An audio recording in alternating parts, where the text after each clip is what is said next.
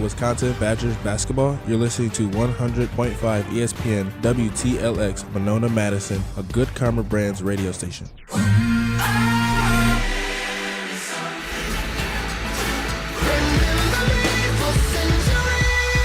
Madison, Wisconsin is as good as it gets. It's all about the Badgers. Go Badgers! Go Badgers!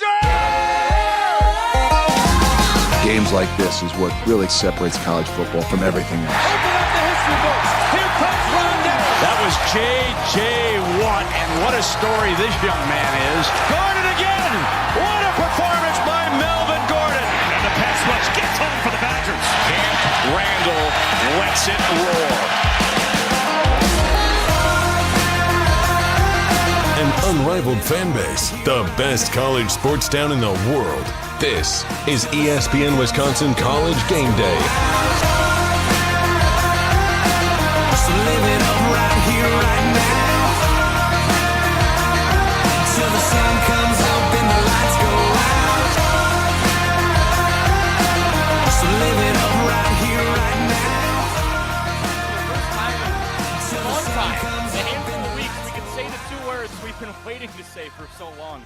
Wisconsin wins. Wisconsin Badgers football.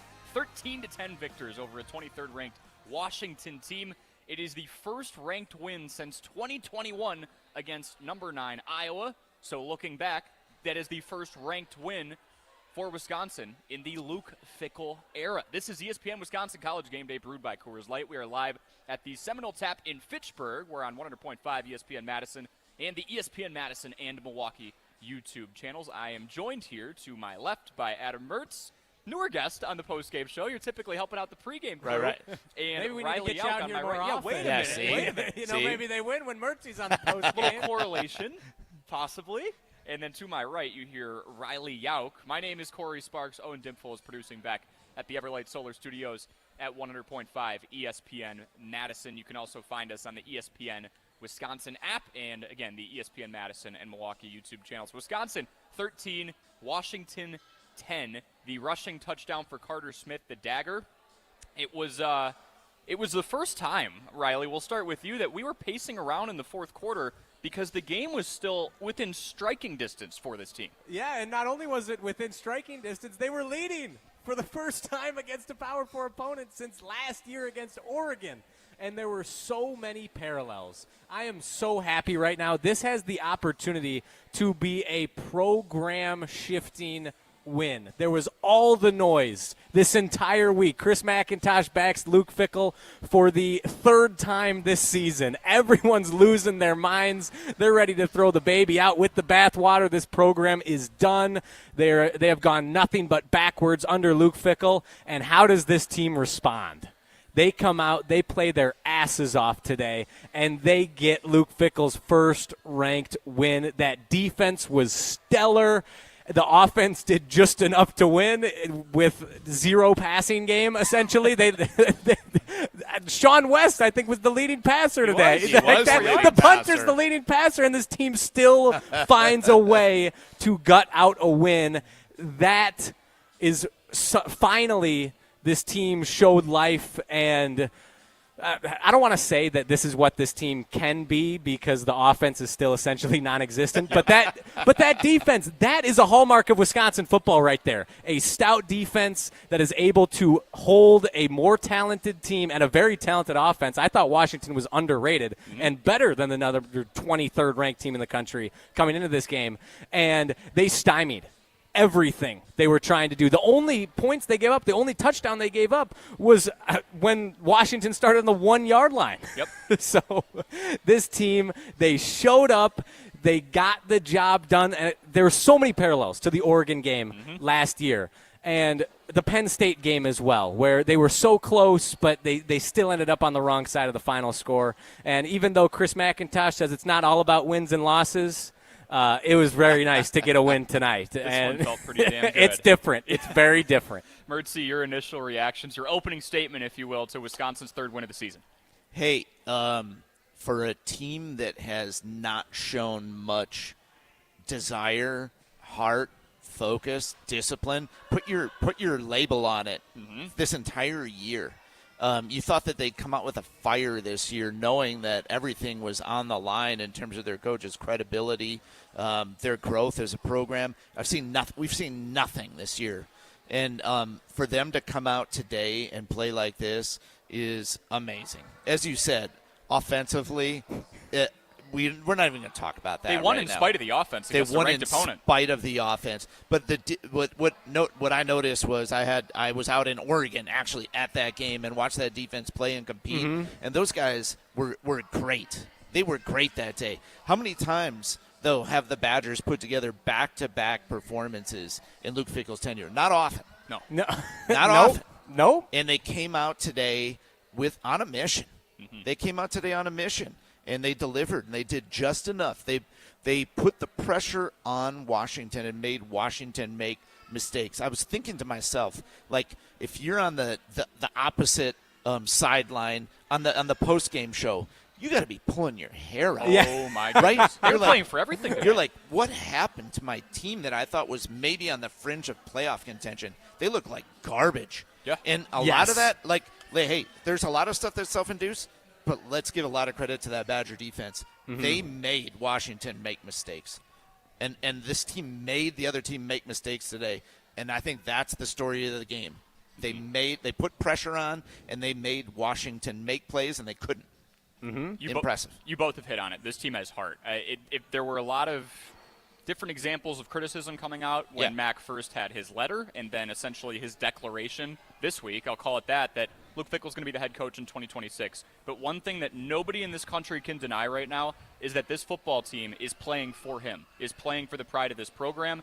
They care about the Motion W, and that was one of the keys that you talked about after some heart-wrenching losses. That was, I think, the first time you pulled that quote, Riley, was after the heartbreaking loss to Maryland, where a lot of people who were playing the schedule game at the beginning of the year saying Wisconsin would be 6-6, 7-5 on the optimistic end. Yep. You check that off as a win. And after Maryland, it seemed like nobody on this team, at least the individuals on the football field at that moment in time, were playing for the Motion W. I have no stat on this, but I will put the motor of that defense today up with anybody in the country based on how they played. Yeah, and you mentioned caring about the Motion W. We've been harking on that all season. And what was the difference today in the game?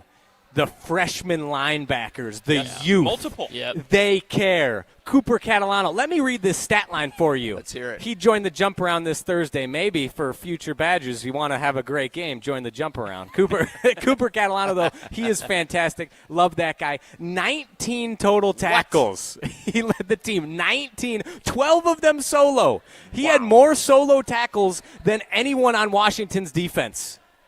Just solo tackles, 1.5 tackles for loss, and then who's right behind him? Mason Posa, 11 tackles, 6 solo, 2.5 sacks, 2.5 tackles for loss, the strip sack, the play of the game, and the recovery, and that's what set the offense game. up for the touchdown? Yeah. Exactly. And those freshmen care. They led the team today. And those are the building blocks for the future. If you want some optimism, if you are still a believer in Luke Fickell and this team and this administration, those are the guys you look at like, hey, we have a shot next year. And this year, clearly. Those are Fickell recruits. Yep. Don't let that get lost in the shuffle. Those are guys who are in their freshman year that are only going to get better. Folks, ESPN Wisconsin College Game Day is presented to you by Coors Light. When you need to refresh on game day, choose a beer that's as cold as the Rockies. Cold filtered, cold lagered, and cold packaged for peak refreshment. When the mountains are blue, you know what to do, and that's crush a Coors Light. 2025 Coors Brewing Company, Golden, Colorado. And one more thing on that. Cooper Catalano, everyone has complained about Luke Fickell's approach to in-state recruiting. And does he need to be better? Yes, 100%. He needs to build up those relationships better.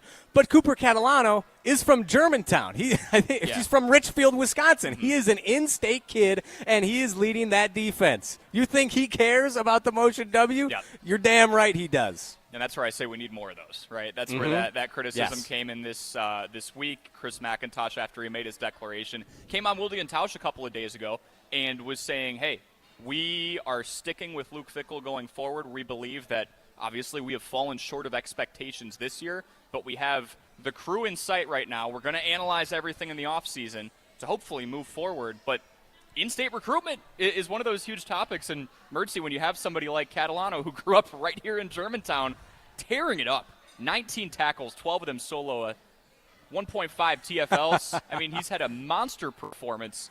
That shows when you have guys who have grown up, wearing Badgers gear since they were 4 years old before they even knew much about the team. It just means a little bit more to them. Yeah, it really does. And I'm trying to be really careful here, as I'm sure you guys are too, not to blow this out of proportion. Yep. This is like a huge deal, and I do not want to put any downside on this whatsoever. I will not. Will not tonight. But this is not the solution. This is step one. Yep. In what you need to see. This is what we should have been seeing all along. Agreed. And so, I'm trying not to get carried away, but I think everyone really needs to appreciate tonight.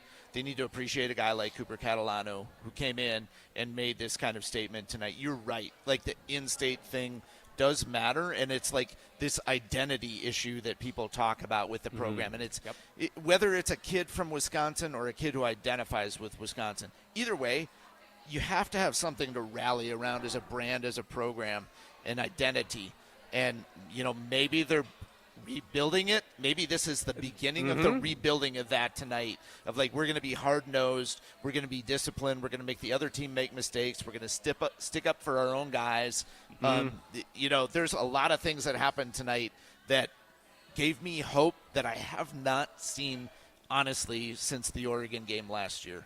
And that's awesome. And you mentioned sticking up for your own guys. And even the boneheaded penalty by getting Atuka at the end of the first half. That was going through my mind. Which was stupid. But he did it because Vinny Anthony got hit late out of bounds. Cheap shot. Exactly. And he went up and started jaw-jacking and pushed the defender because that's not what you do to his teammate. And that is the fire that we need to see from everyone on this team. It just needs to be displayed in a little smarter fashion going forward, because it did probably cost the Badgers 3 points. Another example before we go to break, and again, 844-770-3776 is the ESPN Wisconsin Carbless talk and text line. Liz more. Come and celebrate with us. We haven't been able to say that a bit, so revel in Enjoy it. Absolutely. So we've got you in the text line. We'll read off a few of those. Scott in Fort Worth is saying he's at an event, but he will call the show to eat crow when he can. Great win today. Defense I'm looking forward to that call. Was amazing.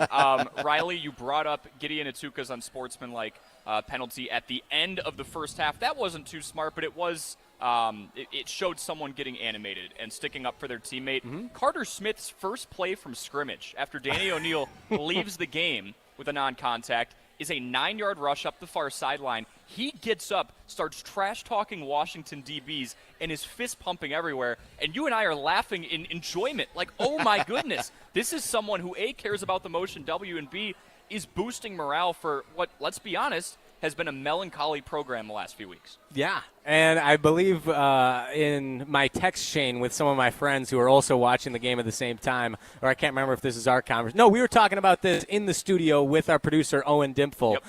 When was the last time a Wisconsin quarterback had this much aura? Oh, he's awesome. Even though, obviously, he wasn't fantastic today. We'll go over the box score later. Yeah, I don't think they really trust him to throw the football. Hence bringing Hunter Simmons back in.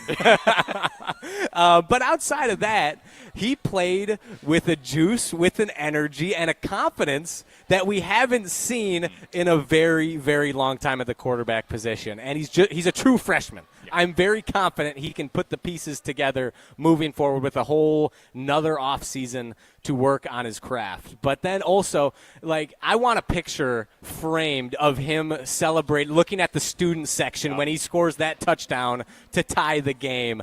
That is a leader, and that is someone I want quarterbacking this team moving forward. Found a way to win. Found a way to win. Folks, if you are looking for a reliable roofing and home restoration company in Wisconsin, Badgerland Exteriors is here to help you. Residential and commercial, roofing, siding, and solar, Badgerland Exteriors has you covered. Visit BadgerlandExteriors.com to get started today. 844-770-3776, taking your calls, texts, and chats over the break on the Carbless ESPN Wisconsin talk and text line. When we come back, what does a win like this do for the Wisconsin Badgers football program? And we'll talk a little bit more about Chris McIntosh's declaration that happened just earlier this week. This is ESPN Wisconsin College Game Day, brewed by Coors Light. Post-game reaction continues next. This is ESPN Wisconsin College Game Day. Coors Light presents To Chill or Not to Chill. When your friend skips your favorite song on the playlist. End the friendship. Or Choose chill because that song lives rent-free in your head anyway. And you planned ahead by bringing Coors Light to the party. And the sound of that ice-cold can cracking open was music to your ears already. Coors Light. Choose chill. Celebrate responsibly. 2024 Coors Brewing Company, Golden, Colorado. It takes a team to meet just about any goal, and that's as true on the football field as it is in the office. So it's good to know that you have the Gordon Flesch Company on your side. For more than 60 years, GFC has provided cutting-edge office technology for companies of all sizes, and as the nation's largest Canon dealer, GFC delivers the latest office technology, serviced, and is supported by the most experienced professionals in the industry. That's business technology managed. Visit gflesh.com to learn more. Hi, it's Eric from Canopy Wealth Management. Our years of experience have prepared us to guide you through your life transitions. Our local professional team brings over 90 years of collective experience in the wealth management industry for the benefit of our clients. Canopy Wealth Management. Care, competence, clarity. It's not just a tagline, it's a promise. Go to canopy-wealth.com to get started on your financial future today. That's canopy-wealth.com. Life's better with American Family Insurance because we know you love working weekends. If it means working on your dream home, both inside and out. And we're here to help protect those dreams so you can enjoy peace of mind. Save up to 40% when you bundle home and auto. American Family Insurance.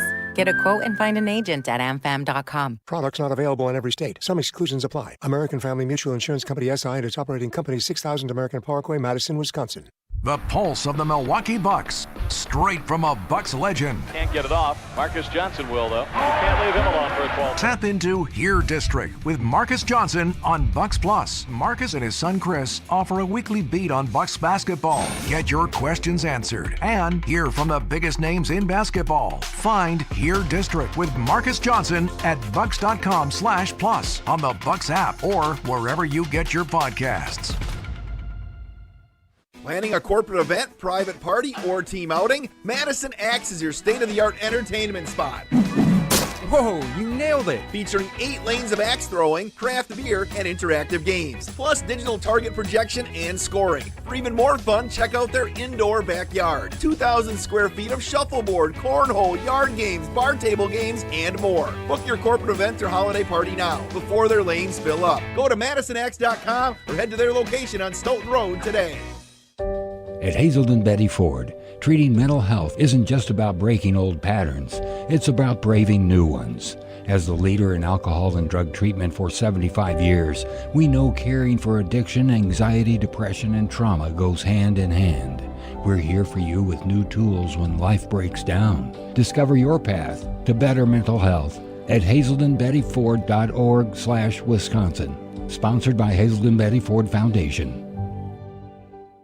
Hey, it's Jim Rutledge, and if you're like me, you want to look good, feel good, and still enjoy life. That's why I go to Carbon World Health. Whether it's recovery after a long week, boosting energy, or getting your fitness dialed in, Dr. Nestor Rodriguez and his team have you covered. And now, they've got a new med spa in Sun Prairie that has everything you need to look as good as you feel. Carbon World Health isn't just a gym, it's a total wellness experience. Visit carbonworldhealth.com to learn more. Wisconsin is holding on to head coach Luke Fickell. If I felt that there was a change that needed to be made, I wouldn't hesitate in making that change. What's the future hold under Fickell and Chris McIntosh? Reaction continues next, right here on 100.5 ESPN.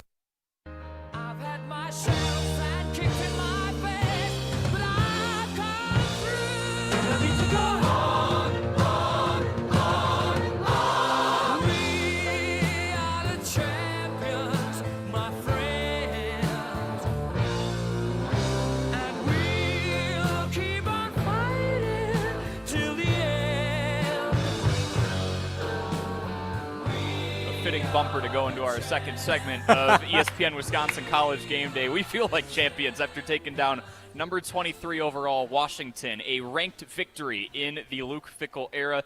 Have you been waiting to buy your next home? Well, stop. Now is the time to get housed. For over 30 years, Bruner Realty has been providing excellent real estate and property management services in the Madison area. Contact their team at BrunerRealtyInc.com to get started today. That's BrunerRealtyInc.com. Our Carbless ESPN Wisconsin talk and text line, Less is More, is 844-770-3776. And we have Terrence in Milwaukee on the line right now. Terrence, how are you? I mean, I could not be better on Wisconsin, boys. We've been waiting on this one.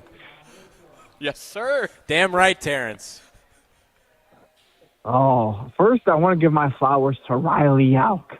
All he's been talking about all week is how Luke Fickell, we're glad we brought him back. We're glad we brought him back. And he was getting crucified for that take. And he was right. He was right. You don't have a healthy quarterback for 3 years. You come out, all the noise, re-signed, and you win a game like this. Riley Jauch, all the flowers are yours. What a take. What a take.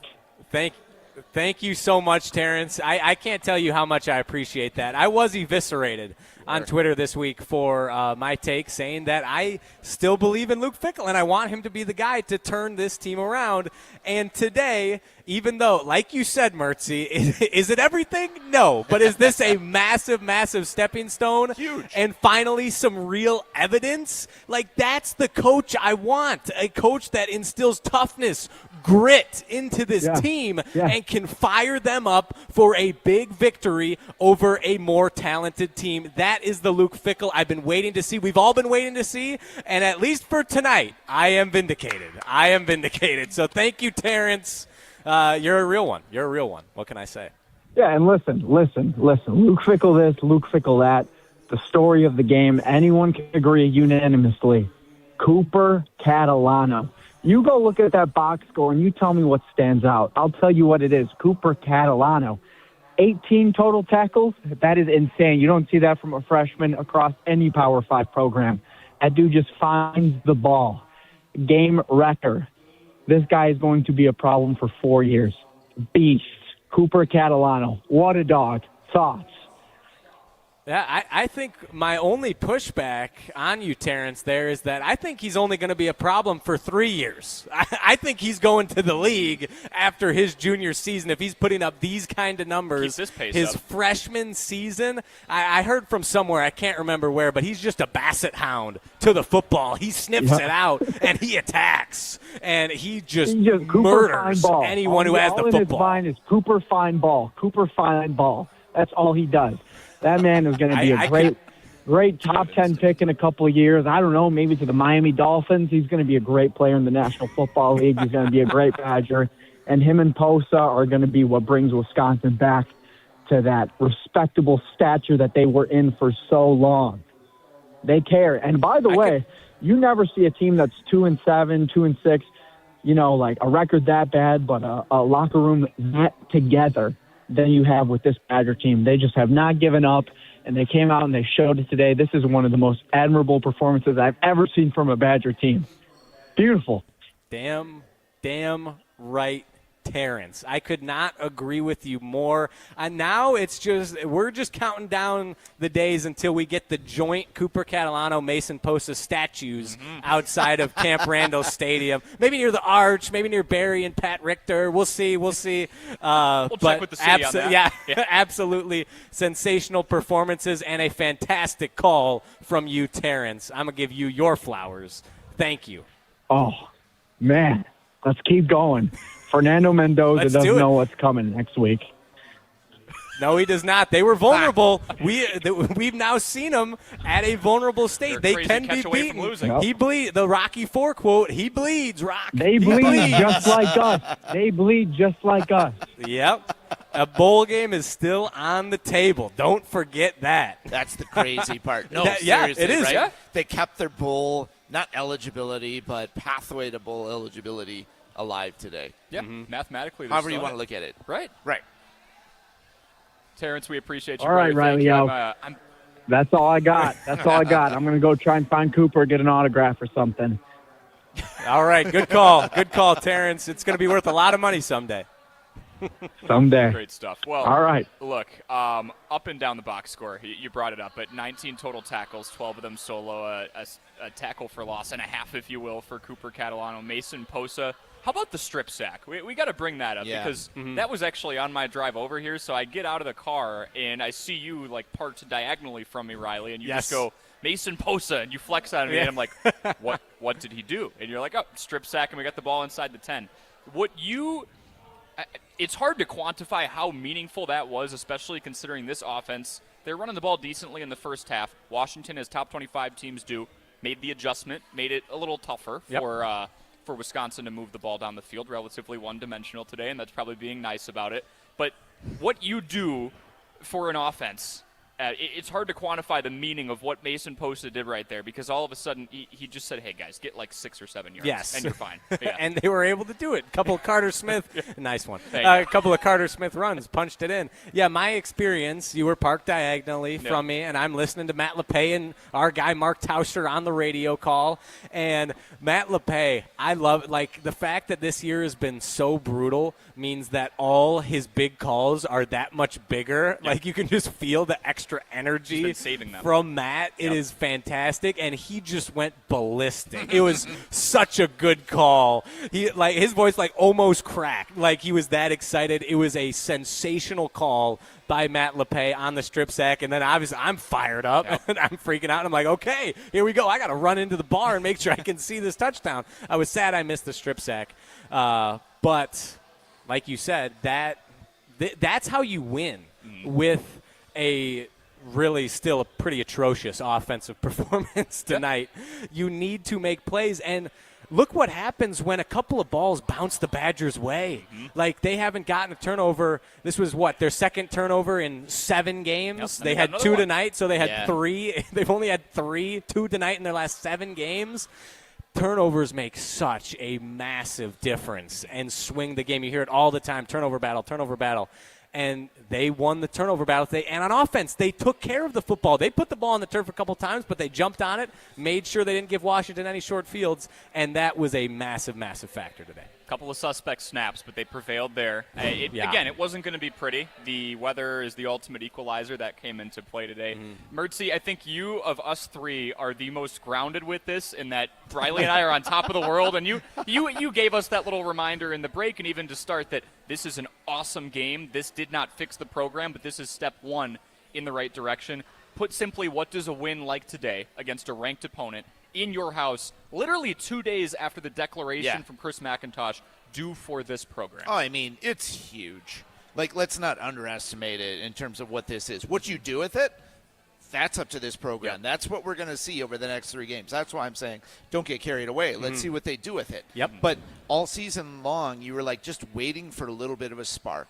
You were waiting for some life from this team, and it just was not coming. So the fact that these guys went out and did something that not just hadn't happened this year, but hadn't happened at all under Luke Fickell, with more, frankly, more talented rosters, or more well-rounded rosters is probably a better way. I don't think more talented, more well-rounded rosters the past couple of years. They hadn't been able to beat a ranked team. They hadn't been able to put anything. What was Rutgers? Was that their best win last year? Yeah, probably. You know, according to power rankings. Yep. That's sad. It is. It's just sad. Yes. And I did have this feeling. This is where I come back to. This whole time during Luke Fickell, I swear to God, nothing's gone right for this program. Yep. Now, to our point that we were talking about before, you got to make things go right for yourself. You do. And they hadn't done that. They had not done that. They hadn't taken that step. They also just had nothing come their way. So the fact that they went out today and they made things happen. They said, yes, we're incredibly limited on offense. Yes, we don't have all this polish. Yes, we maybe don't have, even really a dominating defense in all. Yeah. We haven't been able to put together 60 minutes. But they went out today and were like, I don't really care. I'm going to show what I got, and I'm going to see what that gets me. And they played with reckless abandon, and they made Washington make mistakes. And it's a beautiful thing, because football starts with heart, football starts with mindset, and then the end result is what comes from that. And we're seeing that today. So, hey, bottle this, fellas. Bring it back. Oh, yeah. Bring it back the next 3 weeks. See what happens. Absolutely. Yeah, and for the defense to sort of take that as a challenge, too. Like, we know our offense is struggling. We're not going to pout. We're not going to whine. We're going to put that burden on our shoulders and carry this team to a victory. And they exemplified that tonight. 100%. And we do want to remind you all that Canopy Wealth Management carries a long-standing tradition of working in the best interest of their clients every single day. The team at Canopy emphasizes building local relationships and believes that values matter and strengthen their communities. At Canopy, it is care, competence, and clarity. That is not just a tagline, it is a promise. Go to canopy-wealth.com to get started today. When we come back, I do want to get to Chris McIntosh's message. I'll be honest, when I was kind of preemptively planning the show on my car ride over here, I was like, if we don't win this, we might do that off the jump, because that was a huge storyline. It was not a quiet week in Wisconsin Badgers football or the Wisconsin Badgers program. But you pull off a win over number 23 overall Washington and a team that felt like they could be a fringe playoff contender, we're going to give you your flowers. But for the state of the program as a whole and the decision that Chris McIntosh, the athletic director for the Wisconsin Badgers, made this week, I want to get both of your takes on it. I technically kind of know them, but some of our fans at home don't. And I want to also ask the before and after picture, what did a step in the right direction like today do to your perception, if anything at all, of Mac's declaration? We'll do that on the other end of the break. This is the ESPN Wisconsin College Game Day postgame show brewed by Coors Light. Post-game reaction continues next. This is ESPN Wisconsin College Game Day. Every team needs captains and playmakers, and Madison and Dane County Pizza Hut locations are looking for both. They're hiring managers to lead the crew and drivers to deliver big wins and pizzas. Find part-time or full-time roles with flexible hours, plus full benefits for those who work 30 or more hours per week. Whether it's running the huddle or making plays on the road, there's a spot at Pizza Hut for you. Apply today at jobs.pizzahut.com. That's jobs.pizzahut.com. Pizza Hut. No one out-pizzas the Hut. Starion Bank redefines local banking in Madison. As a community bank with a commitment to Dane County, experience a banking relationship where your goals are our priority. Enjoy competitive deposit and loan rates and a partnership that thrives on local engagement and support. Starion Bank is more than a full-service financial institution. It's a community pillar dedicated to your prosperity. Visit one of our convenient branches in Middleton, Monona, or Sun Prairie. Starion Bank, offering banking, lending, mortgage, and cash management. Have you been waiting to buy your next home? Stop. Now is the time to get housed. What's up, Madison? It's Stacy from Bruner Realty. Nobody has a crystal ball to know what the future holds. The longer you wait to find your next home, the better the chance you'll be paying more for it than you would be today. Don't miss out on what could be the best opportunity to find your dream home. Contact our team at BrunerRealtyInc.com to help start your search. That's BrunerRealtyInc.com. Let's get housed.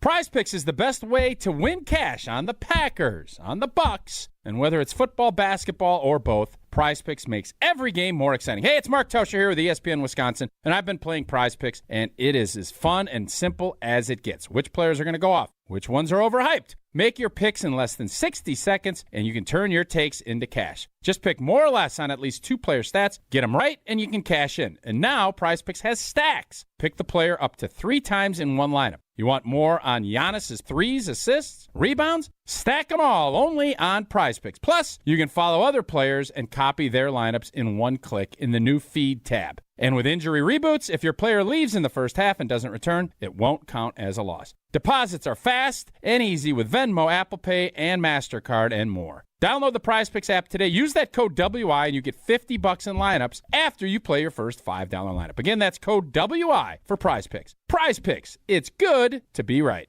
This is Eric Brown, owner of Siding Unlimited, letting you know that Siding Unlimited installs Pella windows and doors. That's right, Siding Unlimited installs windows, and we do it really well, earning the prestigious Pella Platinum Premier National Certified Contractor of the Year award 5 times. New windows, our expert team will deliver on a smooth, hassle-free installation, making you feel proud of calling Siding Unlimited for your window project. Looking for new windows and doors? Visit sidingunlimited.com or stop by our beautiful showroom in Madison. Ben Brust here, and let's cut the crap. I've been sold the lie with sportswear too. You pay a fortune for big name gear, a fancy logo, and a slogan, and it still stinks. Then I found Iron Jauch, and now it's all I wear. It's built on science. Their silver ion technology is woven right into the fabric. It kills 99.9% of odor-causing bacteria, and it never washes out, ever. Right now, you can get 35% off your Iron Jock gear using code NOSHOW35. That's NOSHOW35. Get yours today at ironjock.com. That's ironjoc.com. In the next 30 seconds, I'm going to tell you how to save money and save the planet. It's simple. Ditch your energy bill and make the switch over to Everlight Solar. While electricity prices keep rising, Everlight Solar will give you the chance to take ownership of your power while also reducing your carbon footprint. As a local company based out of Madison, they'll be there with you every step of the way as you make the switch to solar. To learn more about how you can save money and save the planet, go to everlightsolar.com. We're on the Badgers. I know what the potential of this program is. I know what the expectation of this program is. Because we're on Wisconsin Sports. I want to compete, and I want this program to compete. This is 100.5 ESPN and the ESPN Wisconsin app.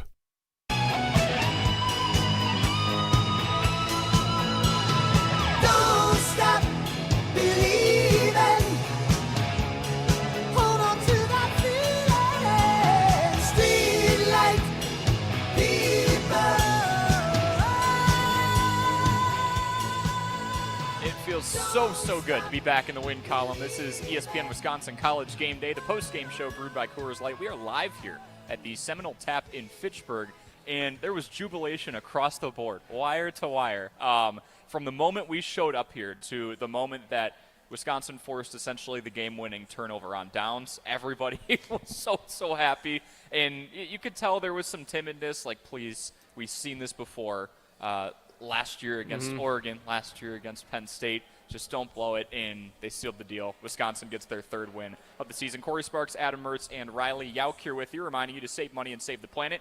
Ditch the energy bill and make the switch over to Everlight Solar. They are your local solar energy company based in Madison. Visit everlightsolar.com to learn more and make the switch today. Everlight Solar, a proud partner of Wisconsin Athletics. We're going to kick it right to Norman in Utah. Norman, vibes are high with us. How are you? I mean, I can't be better, man. I mean, finally getting a win like that, it's huge. I got two big shout-outs here. I mean, Riley Jauch and the Jauch Army on social media. Their optimism this whole week was incredible. We need more people like that instead of less. You see J.J. Watt, on Pat McAfee's show, just being a grumpy old man. We need more of that optimism. And I wanted to shout out, too, obviously, the defense. I called in the offseason. I talked about how I believe in Fickell because, Marcus Freeman, everything he is because of Luke Fickell. And that defense played like a Notre Dame defense tonight. I'm watching out here, obviously, from Utah. But you're hearing the crack of the pads, crack of the helmets every play. And it was just phenomenal. Didn't it seem like they just hit harder tonight? They did. They were getting after it, and thank you, Norman. Yep. I really appreciate it. I'm trying. I'm always trying to be optimistic, look glass half full, look on the bright side. You are the eternal optimist. And support my Badgers, who's ever coaching, who's ever on the field. And thankfully, they made that really easy to be optimistic about them tonight, and especially, like you said, Norman, about that defense just flying all over the field, smothering a very, very good Washington offense. I can't remember how many points exactly they've been averaging coming into this game, but it certainly was more than 10. It was. And they were, the second most efficient team in the country on third downs? What were they today? Certainly not at the 55% clip they're normally at. The defense was just astounding across the board. And, Norman, I appreciate you watching all the way out in Utah. We got fans all over the country. We got Scott in Fort Worth, Texas. We got Norman in Utah. We got Terrence in Milwaukee, coast to coast. The reach is wide. Our fans are the best. We appreciate you, Norman. Last Norman I've heard of from Utah was in Fletch. If you guys remember that movie, there was a Norman from Fletch. I'm like, this isn't the guy from Fletch, right? I don't think so. Okay. But I know of at least. We also have Joe from Madison on the line now as well. 844-770-3776 is the Carbless ESPN Wisconsin talk and text line. List is more. Joe, how we doing? Awesome. I'm Good to hear, brother. Still processing. Most of us have been very critical of Fickell, but PSA to all the Badger fans out there, let's hold all of the criticism of Fickell and the administration. That can be a tomorrow discussion, a Monday discussion. Let's enjoy the fact that this is a signature win for Fickell, beating a top 25 team at home, and also didn't even play that great on offense. I mean, hats off to Posa, Catalano, also Deani Hill. Awesome game from him. Yes. A couple huge plays. Yeah. And then Rico, of course. Shout out the whole defense. And then, you know, maybe a question to ponder. Have we found our next great Badger running back? Atuka runs very hard, very promising. Don't quote me on this, but maybe we found it. I think that's something that should be brought up because you look at the box score and you see 3.8 yards per carry, and you go, that's not a very sexy number. But then you need to consider the hodgepodge offensive line situation that we've had, and that he hasn't had the same 5 guys blocking for him even since he essentially entered the starting lineup for Wisconsin. Imagine if you had a bunch of healthy, grizzled veterans out in front of him, and he just gets more experience. We've talked about true freshmen the entire day. He's another one. Yes, and there's so many freshmen or redshirt freshmen on that offensive line right now. Think of them next year, 2 years from now, with getting Atuka next year, 2 years from now. The offensive line really helps make the running back. Melvin Gordon ran behind an awesome offensive line. Same with Monte Ball, James White, Ron Dane. The offensive line is what makes this offense go. And they're on their 7th combination in 9 weeks. Like they've been just battered by injuries. So a little more consistency. And today, like with no passing game, they're able to run for over 150 yards, I believe, and able to get enough push when it mattered to win the football game. Like that is massive. Like everyone just played their hearts out today. And I love that he shouted out Deani Hill. He made a couple of huge tackles on 3rd down. Amen. And Ricardo Hallman, the resiliency. He has gotten a lot of flack, and rightfully so this season. He has not played well, and he got cooked on that first touchdown when the Badgers went down 10-3, and when it felt like, yeah, well, here we go again. But next Washington possession, comes out, looks like a wide receiver on the interception, makes the catch in the end zone. Ran the route for him, really. Exactly, and he had a great rest of the game. The mental toughness, which we really haven't seen from a Luke Fickell team in his tenure, showed up today in spades. It's true. And, hey, let's step back here for a minute because I think there's an important conversation about Atuka and what he brought. Is he going to be the next great running back? I don't know about that. I feel like that might be a reach, but he's the running back for the moment. And here's the thing. Like, people think coaching is this mystical thing where it's all about leadership or whatnot. It's a lot about decision-making, and it's a lot about personnel and who you're going to put on the field. You telling me that Carter Smith doesn't give you more in the running game than Danny O'Neal? Wrong. Wrong. It's just wrong. Like, when you watch him and what he's able to do, there's a difference. Both of them they run differently. Carter Smith makes smart decisions. He sees gaps. He has a control factor that Danny O'Neal doesn't. He was erratic. Yes. Gideon Atuka is a battering ram at a time when you don't have an offensive line that's creating a lot of push, where Dylan Jones and Darian Dupree aren't going to have gaps that they can exploit. You look at the situation that you're given, and you say, here's the guy that's going to give us the best chance to win given our current situation. That's what makes good coaches, is looking at specific situations and playing the chess game. Yes, there is a leadership quality out of it. We haven't seen that enough. But it was like, thank God, like they finally put themselves out there and put themselves in position to win a game based on personnel choices, putting Posa and Catalano out there. Some of it's forced. Some of it's forced. But Allegro down. But it's like, but they showed up. But these guys are going to give you the best chance to win the game. That's what coaching is about. Yeah, that was a great analysis, Mertzy. That was fantastic. That's why you need to be on the postgame show more often. But I love that you brought up that Carter Smith was a different runner. You phrased it so much better than I would have. But you just noticed how patient he was. He was so good at following his blocks, letting the play develop and set up, and like you said, just wriggle through those little holes, those little creases that were made. Yes. We have Danny O'Neal just – He's got some burst and some juice, but he's it's athletic. Yep, straight line. Straight line. Wherever, it doesn't matter where he's going. Danny, go forward. Yep, exactly. Like he's got a lot of Cooper guts. get ball, Danny go forward. Exactly. He's got a lot of guts. I'm not does. criticizing it at 100%. all, but you're just getting a different command of the game. Absolutely. Yeah. And for a true freshman, too. Yeah. Very impressive, and it just gives you a lot of optimism, a lot of hope moving forward. These guys are only going to get better, and there wasn't a whole lot of optimism going into today's game. I think the clarity, and you talked about this, Mertzy, and football is a psychological game, too. It's a lot of what's going on in between the ears. These guys didn't have to go out there and play for Fickell's job today. There was literally no doubt about it. Mac came out and said, this is the coach of Wisconsin Badgers football in 2026. Now, that has a couple of benefits, I think. Recruiting, and he did bring that up on Wilde and Tausch, and he brought that up to the public that, hey, anyone who's thinking about, making their decision to go play college football and also be a student, be a scholar at Wisconsin, this will be your coach, no doubt about it.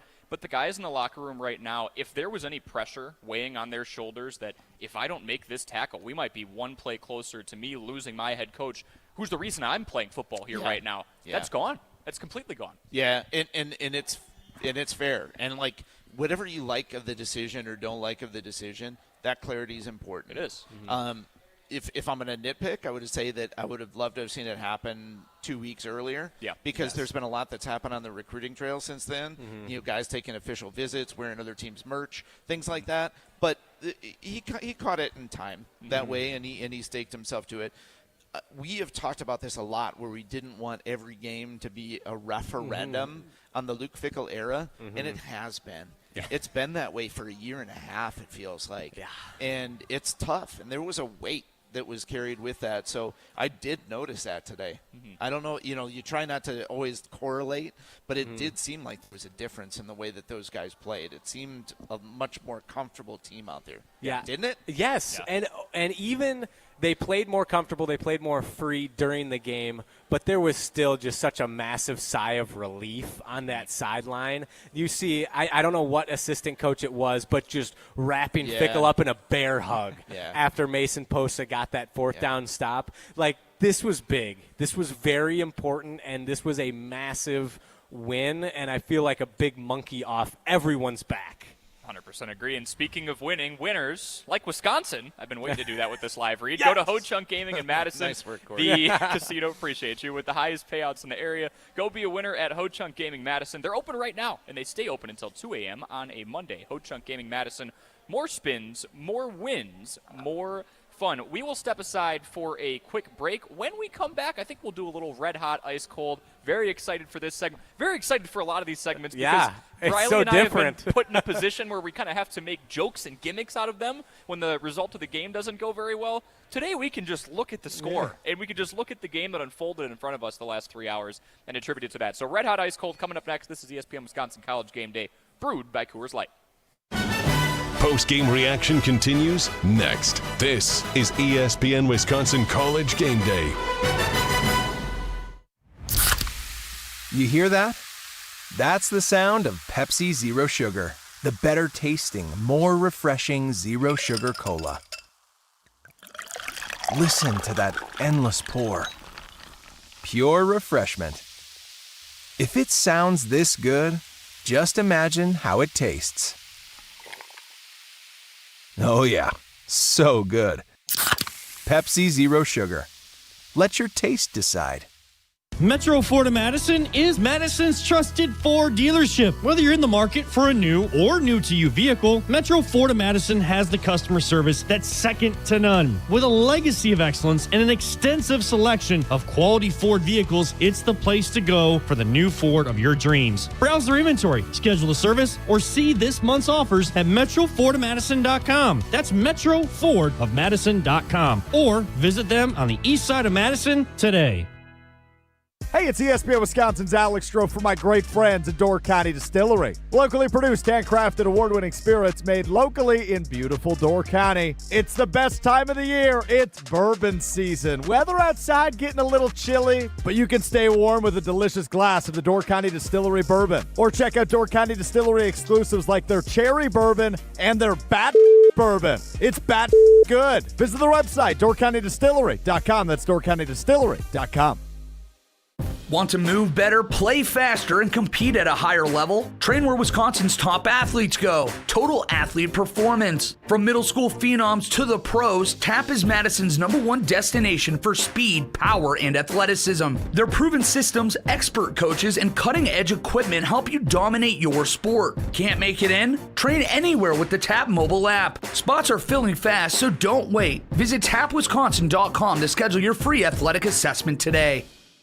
Looking for something fun to do this winter? Get your friends together and join MSCR on the courts. Hey, it's Jesse Nelson. Madison School and Community Recreation's adult winter volleyball and basketball leagues are open for registration now. Men's, women's, and all gender leagues are forming, with games starting in early January at gyms all around Madison. MSCR leagues are all about community, connection, and having a great time, no matter your skill level. Sign up today at mscrsportsleagues.org. That's mscrsportsleagues.org. Take charge of your heart health with Stoughton Health Cardiology. Join us for a free online talk, Heart Health Basics for Men, on Wednesday, November 12th from 5:30 to 6:30 p.m. Learn practical ways to keep your heart strong, reduce risk factors, and feel your best every day. It's an easy, relaxed way to get expert advice and ask questions, all from the comfort of home. Visit stoughtonhealth.com to register today. Stoughton Health, creating excellence together. Condon Jewelers, the jeweler on the east side, the jeweler on your side. When you see Diamond Jim, you can count on him to be on your side. Selection beyond compare with on-site repair, so you can wear your jewelry with pride. Condon Jewelers, the jeweler on the east side, the jeweler on your side. Liberty Station American Tavern and Smokehouse isn't just a barbecue restaurant. Open daily for lunch and dinner, Liberty Station serves American comfort food with regional touches using many locally sourced ingredients. The bar at Liberty Station offers vintage cocktails created in a classic style, local craft beers, plus a wide array of wine options. And be sure to check out their sprawling patio with an indoor and outdoor porch area. Liberty Station, conveniently located just off the Beltline on Rimrock Road. We're on the Badgers. I know what the potential of this program is. I know what the expectation of this program is. Because we're on Wisconsin Sports. I want to compete, and I want this program to compete. This is 100.5 ESPN and the ESPN Wisconsin app.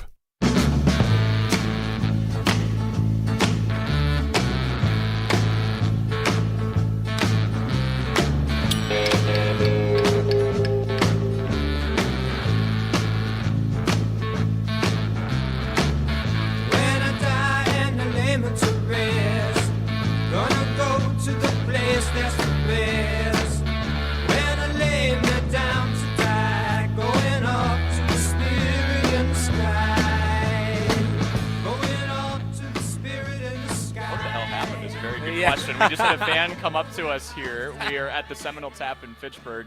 First looked down, saw the big 4 letters, and went, "Oh, you guys are here? Yeah, we're traveling around. We make sure we get out in the community." And then the next question was, "What the hell happened?" And I don't think we have to answer that, frankly. Yeah. It's good to enjoy the win. 13-10 victors over Washington, who's 23rd in the country. They will not be anymore after this game. But it is awesome to be able to revel in a victory for the Wisconsin Badgers. We have Red Hot Ice Cold coming up. Before we get to that, Owen Dimful is our producer back at the Everlight Solar Studios in ESPN Madison. I appreciate you entertaining this, Owen. I sent Riley Jauch a text this morning that said, "Back to Danny O," with a little pondering face, and said, "Going to put this out in the universe now." Woke up with a weird feeling that we pull off the upset today. Not going to take any credit for it. Just going to say I will be doing that every game going forward until it doesn't work. Yeah, no, please do. Please, we have to do everything the same. We have to have Mertzy back on the postgame show. Yeah. Don't change anything. No. Time to start getting really superstitious. The same wardrobe. Don't wash that hat. Don't you dare wash that hat. No, keeping the hat. We're keeping the jersey, the hoodie, the jogger. It's all identical. I will send that exact same text at 11:48 a.m. verbatim.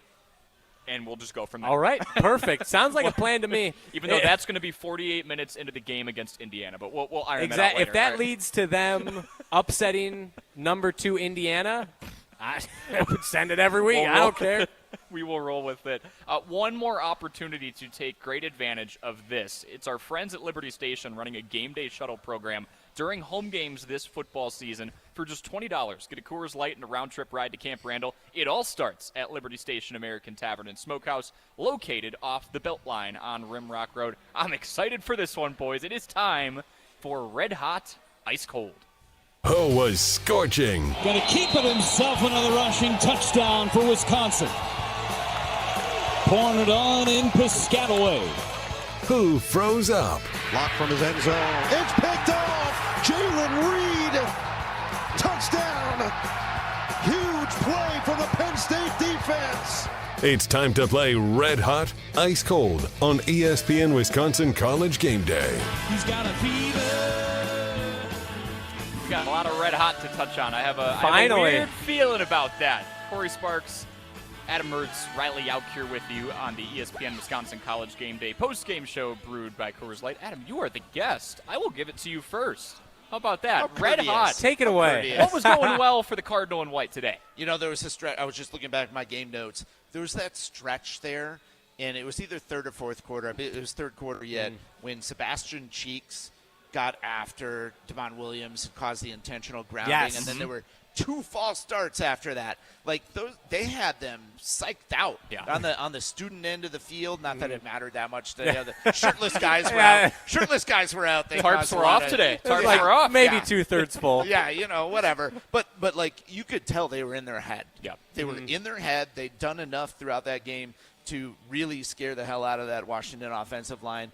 Like red hot in terms of getting after the quarterback. Great blitz calls. Mike Tressel.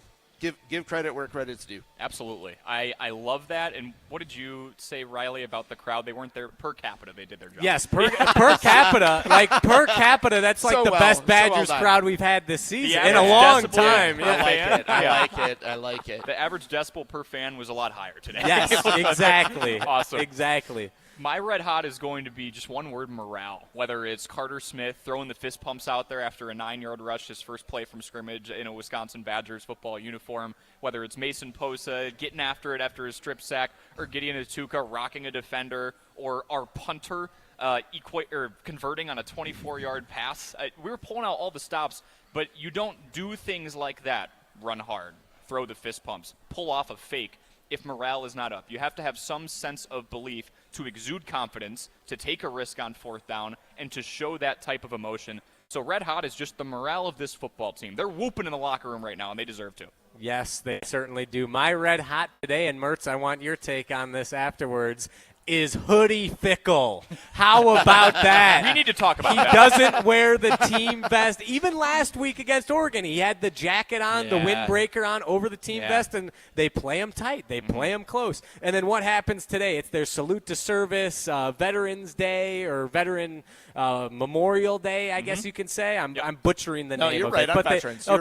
Yes. They honored the armed forces today. Yes. And so he's got the freedom, like, salute to service type hoodie on today. I just want him to wear that the rest of the season because clearly it's a difference maker, and it's actually a big enough issue with this fan base that he was asked about it in the post-game show or in his post-game press conference, and he said it might be time to retire it. So he's actually considering retiring the team vest because of how much hate it's gotten from the fans, and they finally got a win when he's wearing a hoodie. So Hoodie Fickell is a different animal. He's hot. He is red. Scorching hot today. Come on, Luke Fickell with the hoodie. It's like Kalen DeBoer when he's got the black hoodie on and the black long sleeve. It's the same thing. Yep. We've unlocked a new level. Dark power. Exactly. Everyone's got that different persona. Masked LeBron, right? Like, yes. We've all seen it, right? He needed the alter ego, and he's got it. In all seriousness, he is such a good human being. You know how many coaches would face that question and go, it doesn't matter what clothes I put on. We're just going to go out there and win a football game. Yeah. He's rolling with the punches. And he understands that there has been outside noise about everything about him. I mean, could you find a more criticized person in college football the last 48 hours than Luke Fickell and Chris McIntosh at this point? He understands that. He knows there's outside noise to where people are even drilling it down to his wardrobe. And we're joking around about it here, but there are people out there who absolutely hate. Nothing makes their face more red than when they see TEAM on the back of that vest, and he acknowledged it. I just think it's it's great that he was able to take that head on. I do think there are a lot of big macho head coaches out there who go, that is a dumb question. Move on. And he actually took it. And maybe it helps they're in a really good mood right now, too. Yes, very much so. It does. Won't lie about that. Okay, well, the other half of this, ice cold. Mertzy, what was not so great today? Oh, I get to go first? I feel like we're going to be in a very similar vein here. That's pretty easy then, isn't it? I feel like I should go third because that got to be a lot harder. We could do a snake draft if you want. So they used to still save it for you. They used to talk about, like, if you have 2 quarterbacks, that means you have none, right? Mm-hmm. Well, the Badgers have one up that. If you have 3 quarterbacks, you have none. And that's where this program is at, and that is worrisome. In this day and age of the portal, I know you can change things quickly. I'm not writing off Carter Smith by any means. He's a true freshman out there. He showed a lot with his legs. He looked lost from a passing game, and the thing that the one that stuck with me was that little dump off that he was trying to do, and he couldn't even hit that. I'm like, wow, where is your confidence level at? Because to me, that's not an execution. The guy threw for 8,700 yards in high school. Yeah, he couldn't. He can throw the football. Dump off. Yeah, like what's going on here in terms of quarterback development and where your confidence is. So I think that the passing game needs to be addressed. Yeah. I don't even know what to say about it. It needs to be. I'm laughing. I'm like, what do you even do about the passing game? But Sean West, we found the solution. It's Sean West. I think Sean West is the answer. But listen, like to pretend that that's not an issue and to gloss over it and all this is foolishness because you can't win games like that consistently. They won one today. They pulled one out. That's not going to happen the next 3 games if you don't come up with something that's going to work for you. I will not steal that. I will kind of pivot off of it and say injuries are ice cold because what we're thinking is an Achilles injury, and I'm just seeing via Sports Illustrated that the Big Ten Network broadcast did indicate on the air that they had been told in pre-production meetings that Danny O'Neal had been nursing a right Achilles injury going into the game, and we saw probably the straw that broke the camel's back there in the first half. Injuries are what got us here, and I'm not going to talk Indiana until the last segment, other than the fact that I will say this. They have to go against the number 2 team in the country, and at very best, they are down to their QB3, maybe QB4 from a depth chart perspective. Who is that going to be? We have no clue. It could be Carter Smith. It could be we saw Hunter Simmons made a couple of nice throws in the 2-minute drill in the latter stages of the first half. But I'm going to say injuries are ice cold because it has plagued this team and, most importantly, this quarterback room. The individual who touches the football on every single offensive play seems to be the most at-risk individual on this football team for the last 3 years. All right. Yeah, you guys, I think, hit the 2 big actual ice colds for this game. So I'm going to keep it light once again. I keep it fun. I think ice cold today, the haters. For 1 week, at least for 1 week, the haters got to shut up, eat crow, and enjoy this win. Everyone, and I understand most of the hate from people, it's coming from a place of love and deep passion and care from the program. So I totally understand. However, just for 1 week, there's really nothing. No one should be hating on this administration, this coach, like Joe and Madison said. Just for one night, we get to enjoy this victory and revel in it. And man, oh man, does it feel good. So the haters are ice cold tonight. Amazing pick, Riley. Amazing well done, Riley. Well done. You know what's never ice cold is a pizza from Pizza Hut. They deliver a win every single time with a big dinner box, just $19.99. That is the price for a 2 medium, 1 topping pizza package, 8 boneless wings, and 5 breadsticks. All that for $19.99. Visit the whole team for one unbeatable price. Find the nearest location or order online at pizzahut.com. Feed good times only from the Hut. When we come back, we start off hour number 2. Here on ESPN Wisconsin College Game Day, we'll have the drive of the game brought to you by our friends over at Chalmers Jewelers. This is ESPN Wisconsin College Game Day, brewed by Coors Light. Post-game reaction continues next. This is ESPN Wisconsin College Game Day. Looking to join an international quality golf club right here in Madison? For a limited time at TPC Wisconsin, enjoy full golf privileges and all club amenities without full dues. Pay just $150 per month through March to maintain your full golf membership with no golf dues until April 1st. Don't miss out on this limited time offer. Schedule a tour or submit a membership inquiry at tpcwisconsin.com and start enjoying the private golf club experience you deserve. That's tpcwisconsin.com. Want to pay off this year's rent-a-mortgage? Feel like a real estate mogul at Ho-Chunk Gaming Madison during November's Live for Free promotion. Starting at 4 p.m. on Saturday, November 29th, 24 winners will each spin the wheel for a cash prize of up to $5,000. Then at 8 p.m., one grand prize winner will pocket $25,000 in cash to use toward their rental mortgage. This could be your chance, but you have to be here. Live it up this November and go to Ho-Chunk Gaming Madison. Wilde & Tausch is coming to Vortex Optics in Barneveld. Hey, it's Jesse Nelson. Join us Wednesday, November 12th from 9 a.m. to noon at Vortex Optics in Barneveld, where you can experience their incredible showroom firsthand. You'll see all the latest scopes, binoculars, and gear, all designed and built right here in Wisconsin. Come hang out, watch the show, and see what makes Vortex a true Wisconsin original. Wilde & Tausch, live at Vortex Optics in Barneveld, Wednesday, November 12th. Electric bills are out of control, but with federal incentives, you can go solar with zero upfront cost and start saving hundreds a month. Badgerland Exteriors and Solar is a local and family-owned company, and they make the switch to solar simple. No pressure, no hassle, just honest. AJ with Badgerland Exteriors here. Contracting made easy is more than a tagline. It's how we run our family business. Visit BadgerlandExteriors.com to get started on your next project. That's BadgerlandExteriors.com. Hi, Dave from Canopy Wealth Management here. Our balanced approach helps guide you through a complex and ever-changing landscape. Throughout your family's financial planning journey, we will serve as a partner, advocate, and steward in all aspects to help you achieve your goals with confidence. At Canopy, care, competence, and clarity, it's not just a tagline, it's a promise. Go to canopy-wealth.com to get started today. That's canopy-wealth.com. Coors Light presents To Chill or Not to Chill. When your friend skips your favorite song on the playlist. End the friendship. Or choose chill because that song lives rent-free in your head anyway. And you planned ahead by bringing Coors Light to the party. And the sound of that ice-cold can cracking open was music to your ears already. Coors Light. Choose chill. Celebrate responsibly. 2024 Coors Brewing Company, Golden, Colorado. Metro Kia of Madison is Madison's trusted Kia dealership, and they are home to the 20-year, 200,000-mile warranty. If you're looking to purchase, finance, or service your vehicle, Metro Kia of Madison is the place to go. Whether you're looking for a new or pre-owned Kia, you can browse their extensive inventory and find this month's specials at MetroKiaofMadison.com. That's MetroKiaofMadison.com. Find your new vehicle at your trusted Kia dealership on the east side of Madison today.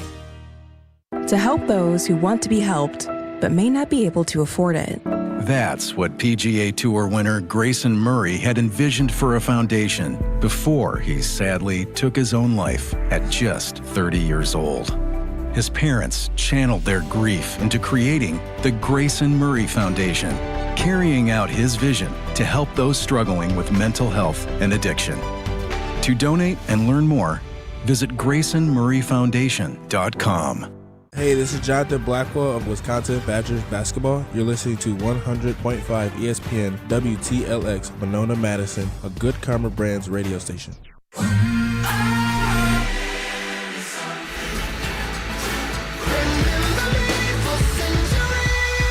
Madison, Wisconsin is as good as it gets. It's all about the Badgers. Go Badgers! Go Badgers!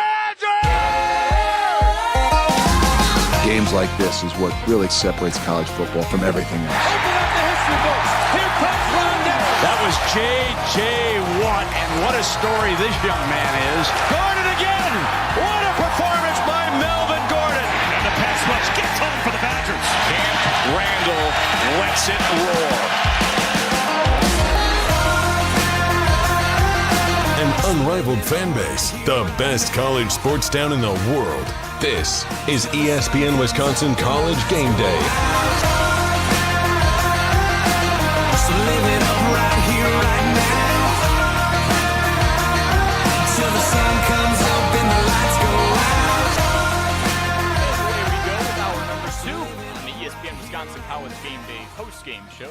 Brewed by Coors Light. Cory Sparks, Adam Mertz, and Riley Jauch here with you at the Seminole Tap in Fitchburg. We are on 100.5 ESPN Madison and the ESPN Madison and Milwaukee YouTube channels. If you cannot access either of those and you have the handy-dandy ESPN Wisconsin app, lucky for you, we are on there as well. 13-10 win for Wisconsin over a 23rd-ranked Washington team. First-ranked victory since 2021, where Wisconsin beat number 9 Iowa. So the first win against a ranked opponent in the Luke Fickell era.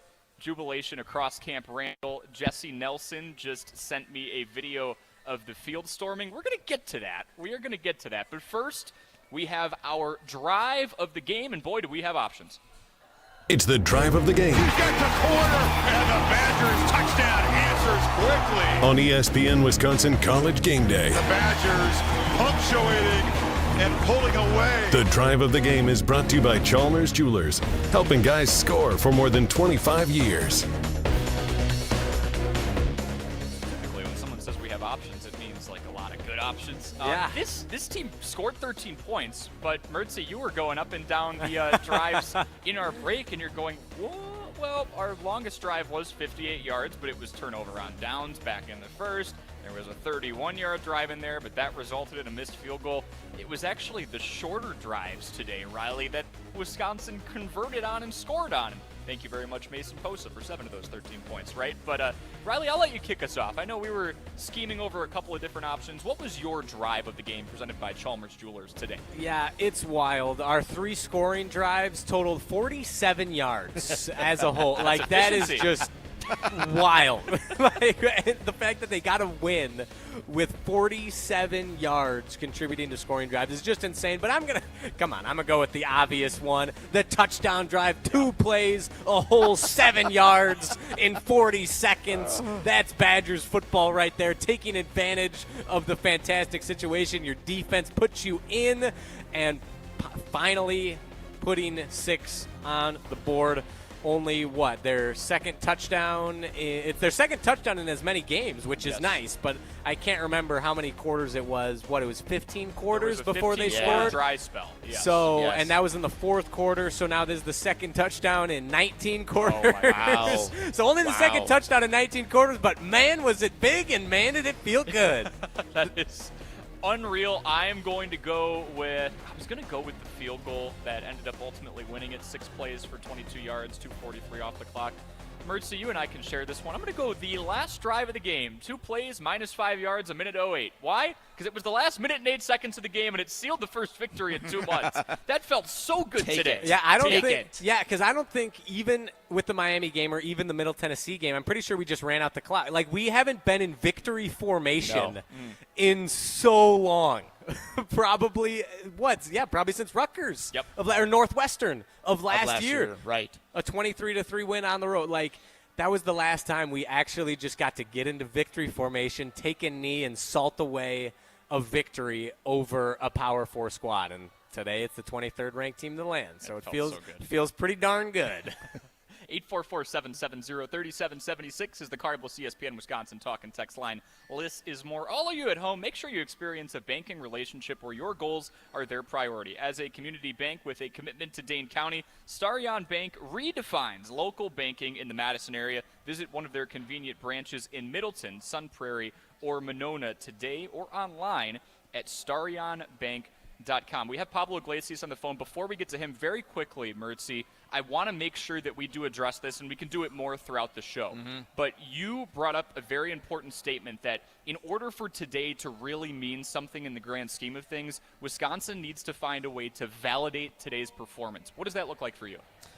Yeah, so I think a lot of us coming into today's game said, hey, maybe this team can hang in there long enough that you can steal the axe back and just get a performance where everyone just says, whatever, we're going to win today against a Minnesota team that's been flailing lately. Yeah. So I think that's still on the line. What I fear out of this is that it's just going to be a hollow win over time. Can the Badgers come out? I don't expect them to beat Indiana next week. I don't think anyone does. Can you put up a good showing? Can you put up a showing like you put up against Oregon? Yeah. Can you play that tough and make them earn it? Can you steal one against Brett? Coming here in 2 weeks and 3 weeks, 2 weeks, and then can you get the axe? So I would say that I need one more win. Yep. for sure. And I need 3 consistent performances, not 2, 3. I need to see, like, these guys be able to respond out of this. Give Indiana a game, really push Illinois, if not get one, and win at Minnesota. Otherwise, this was a great day. Yep. But what does it really mean? And if they do that, would you say it's fair to assess that's 5 games in a row, including the game against Oregon, and of course today the win, where this team played really good football? Yeah. At least in some capacity. I know offense is going to be ugly, and it might be for the rest of the season, but the effort, the high motor plays, and especially the defense, which if we were talking about identity before, we can bring it up again, is going to be this team's calling card for the remainder of the 2025 season. Absolutely, because I think what the goal is right now, I know that the bowl is still out there theoretically. Theoretically, It's still out there theoretically, whatever. What you're building toward is next year and showing that there's actually some promise in what's going on out here.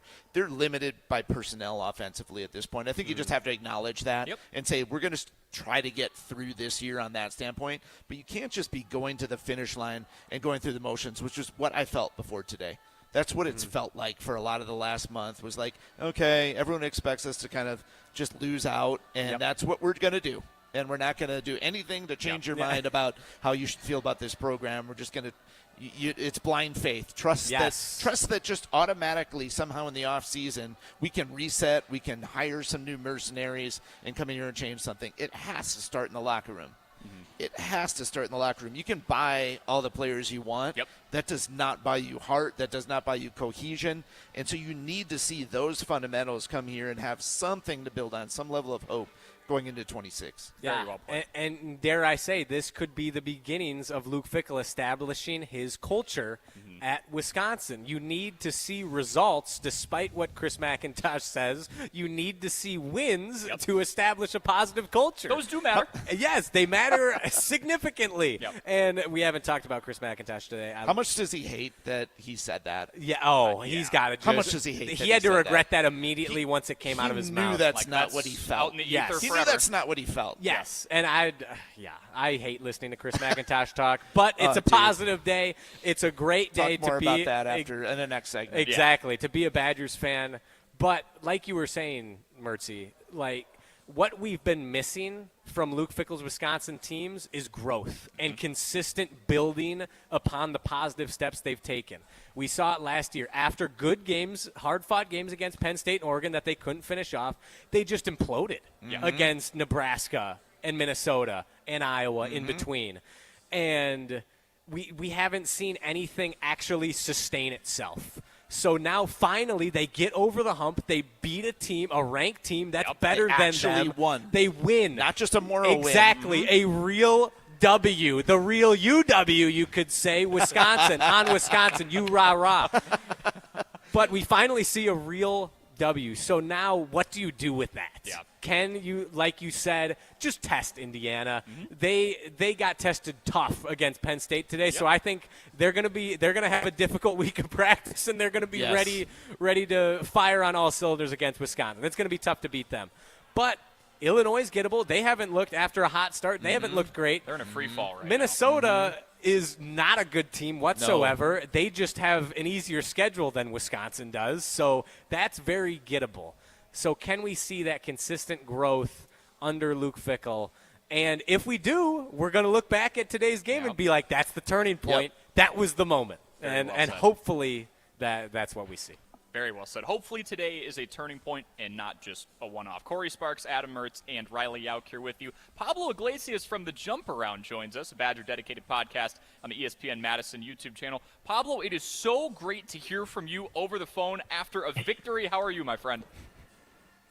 I'm doing just as fantastic as you guys right now. I think, if anything, we've seen 3 quarterbacks today. Mertzy's usually not on the post-game show. It kind of feels like, ironically, too, with Carter Smith coming in, maybe being the X-Factor. Mertzy, I think we got to keep you on the post-game squad if this is the case. I know you love being out on Regent Street, but listen, sometimes that's what it takes. That's exactly what we saw out here, too. Wisconsin had to take a risk. It had to change things up in the lineup. Mertzy, I think this might have to be the case here tonight. I love it, Pablo. I'll do whatever I can for the program. I'm a team player. I'm a TEAM player. Yes. So, Pablo, that was acknowledged. Of course, Mertzy referring to the TEAM vest that typically is visible for Luke Fickell. You I believe were telling us it was on. Luke Fickell has been wearing the vest, but it was covered, obviously, today. Every time the Big Ten Network took him to program, and we saw Luke Fickell on live television, we didn't see that. And it sounds like he's hanging it up now. So how about the coach acknowledging the hate that vest has gotten and possibly putting it in the closet? I mean, it's very much easier to answer that question after a win like this, too. Don't get me wrong, guys. It was asked towards the end of it after the post-game questions were asked, and he did address those. But I think he did acknowledge it was actually under the hoodie. But the big thing too was that today he and the staff wore that hoodie in honor of Veterans Day. He mentioned that his father was a Vietnam War veteran. Means a lot to him. Very special. So I think that was a good moment. One, he did get to keep the vest, but he even said too, he's like, you know what, if people are if this is what it takes, take off the team vest, you know what, maybe I will have to change it up. So again, it just seems like we're trying out new things across the board. So, but no, it was fun again. Just in general, though, too, just to say, guys, obviously, yes, winning is contagious. It's very much the Barry Alvarez-ism is, and that's what he was asked about, too, is winning genuinely is contagious. You could see it across the board. You could tell that, obviously, everybody's feeling good about this. They know the week that they went through, too. And Luke Fickell was pretty straightforward. He did ask reporters to talk about the game first, and he would address any other questions from the events that led up going into this week, essentially. So obviously a tougher week, but you could tell just smiling from ear to ear. You could even, honestly, us as reporters, we're walking in there kind of laughing, going back and forth. And Luke Fickell walked in before he got to the mic and said, I'm glad you guys are smiling too. So, again, just good vibes right now. Obviously still a lot of work to do, but you know what? All in all, a win's a win, and that's all you could ask for at the end of the day. That's what I was about to ask you about, Pablo. Just what would take us into the post-game press conference? What was the atmosphere like? Because we have seen firsthand, you have seen firsthand so many just downtrodden post-game press conferences. I have seen very melancholic weekly press conferences after brutal losses and throughout all this turmoil this season. What was it like? How you mentioned the laughing and the smiling. Can you just paint the picture for us of the post-game press conference? Yeah, I think a video that actually I came across on social media was when Carter Smith, he was one of the last guys to go into the locker room. And understandably, you're a true freshman, and you get that feedback, you get that return of everybody. Essentially, it's like you win the World Series or something like that. You win the national championship. You know what it is right now, like I said. But it's still a win's a win, and to get that type of response, to get that type of excitement, I asked Riley Mahlman, and he said he didn't remember exactly what the words that he said to Carter Smith were when he walked out onto that field to get him calm and ready to go. But honestly, he said, if anything, Carter Smith was already calm. He said he was already ready to go. That's who he is. That's his demeanor. That's who he is as a young cat. Very impressive from Carter Smith to have that composure. So, again, just kind of seeing it from the outside of how guys reacted to him, it was very well deserved. And Fickell even said, too, in the opening statement, sometimes, just because you work hard at something, just because you work for it, doesn't mean that it's just going to be given to you. That doesn't mean that, everything that you work for is just automatically given to you. You got to go out and get it. And he tips his cap off to the guys that continue to work, that continue to put their heads down and just work hard. Rico Holman, too, I even asked him, were you guys anticipating this defense to finally blow up? Were you waiting for this? What was that moment? And he said, I've had confidence in this defense since week one. I know that this is a defense that was able to do what we did tonight. And I think that just speaks volumes. There's a lot of confidence across the board, Riley. I know that we've talked to a lot of players, too, and tried to see, what the heck's going on? What's going on in the locker room? But you can tell that everybody stuck together, and I believe that today was just a really, really true definition of what happens when you just lock arms and try to make sure that you do everything you can to get a win. Pablo, I know it's probably too early to ask this question, but just thinking ahead to next week in terms of the quarterbacking position and the path forward for Wisconsin, were there any indications there in terms of hey, this is Carter's job? And did you also get any feeling at all in terms of how limited they made him in terms of the passing game, how much they scaled back the playbook, what why they just can't get anything going offensively and through the air. It still seemed like that the strategy was close to the hip. I mean, again, when you're running with three quarterbacks, it seems like that even though, yes, you don't want to run with three quarterbacks, there is still a strategy behind it, believe it or not, the method to the madness, if you will. It's that seems like in terms of where we're at long term, who knows? I am excited, though. I do feel like that going into next week, like what type of challenge do you bring? I don't know. I mean, maybe you do decide to roll with them. Maybe you do decide to do this dual split. We don't know much about Danny O'Neal, unfortunately, who went down and was carted off at. I'm not going to lie, that was pretty tough to see, I think, for all of us. So we'll see what happens with that one. But if it is split between Simmons and Carter Smith, I mean, honestly, look, I know you're going full out, no water wings whatsoever into the shark tank when they're all already swarming. You're just waiting for you to drop into the ocean. But you know what? Why not just do it for Carter Smith? You've already got to win. You know what? A lot of the talk was, why not just go for it? If he loses his red shirt, or if he plays in these 4 games, he doesn't lose his red shirt, and you may or may not go 0-4 anyway. So why not go for it? Go for the risk. And you know what? It's the risk so far has potentially paid off. Now, am I saying that they're going to go into Bloomington and upset Indiana? No, but I would say why not? Why not keep riding the hot hand? Why not just go for it? I mean, it might feel like it's a loose house money thing right now. Just keep riding the hot hand. You don't leave a table when you're on a heater right now. So if you want to go with Carter Smith next week, why not? Is my plan. Well, at least for him, right? Let's say that they don't run the table and get into a bowl game, and that eligibility kerfuffle doesn't even surface. It's free experience for Carter Smith right now. I mean, he could go out there and go 3 for 12 for the next 3 games, and if they win one of them, heck if we care, right? But 2, it's more experience for him. It's more live reps, and he still gets 4 fresh years of NCAA Division I eligibility if he wants to use it. Pablo, I almost called you Carter. Pablo, we appreciate you so much for joining. Fun one for you. Cooper Catalano was on our airwaves this week and snapped off for a 19-tackle performance. Sources are saying whoever jumps on the ESPN Wisconsin airwaves before their Badger game against a Big Ten opponent is going to pop off. Who do you have on deck for next week? Oh, that's a good one. Who could we manifest? I mean, Coop, why don't we just keep riding? Again, if I said we're going to ride with the hot hand, we could definitely do that with Cooper Catalano. Ooh, I'd have to take a step back and think about it. Or Pablo. Oh, man, you're really putting me on the spot here. Posa on this coming week. That's right. Yeah, I mean, honestly, it's just the tip of the cap again to let the young guys play. Let the young guys ball out. And I think, again, you see Carter Smith. Obviously, he was the big one because he's under center. But Mason Posa, Cooper Catalano, Fickell said this earlier in the season that a lot of these true freshmen, a lot of these young guys, he's not afraid to play them.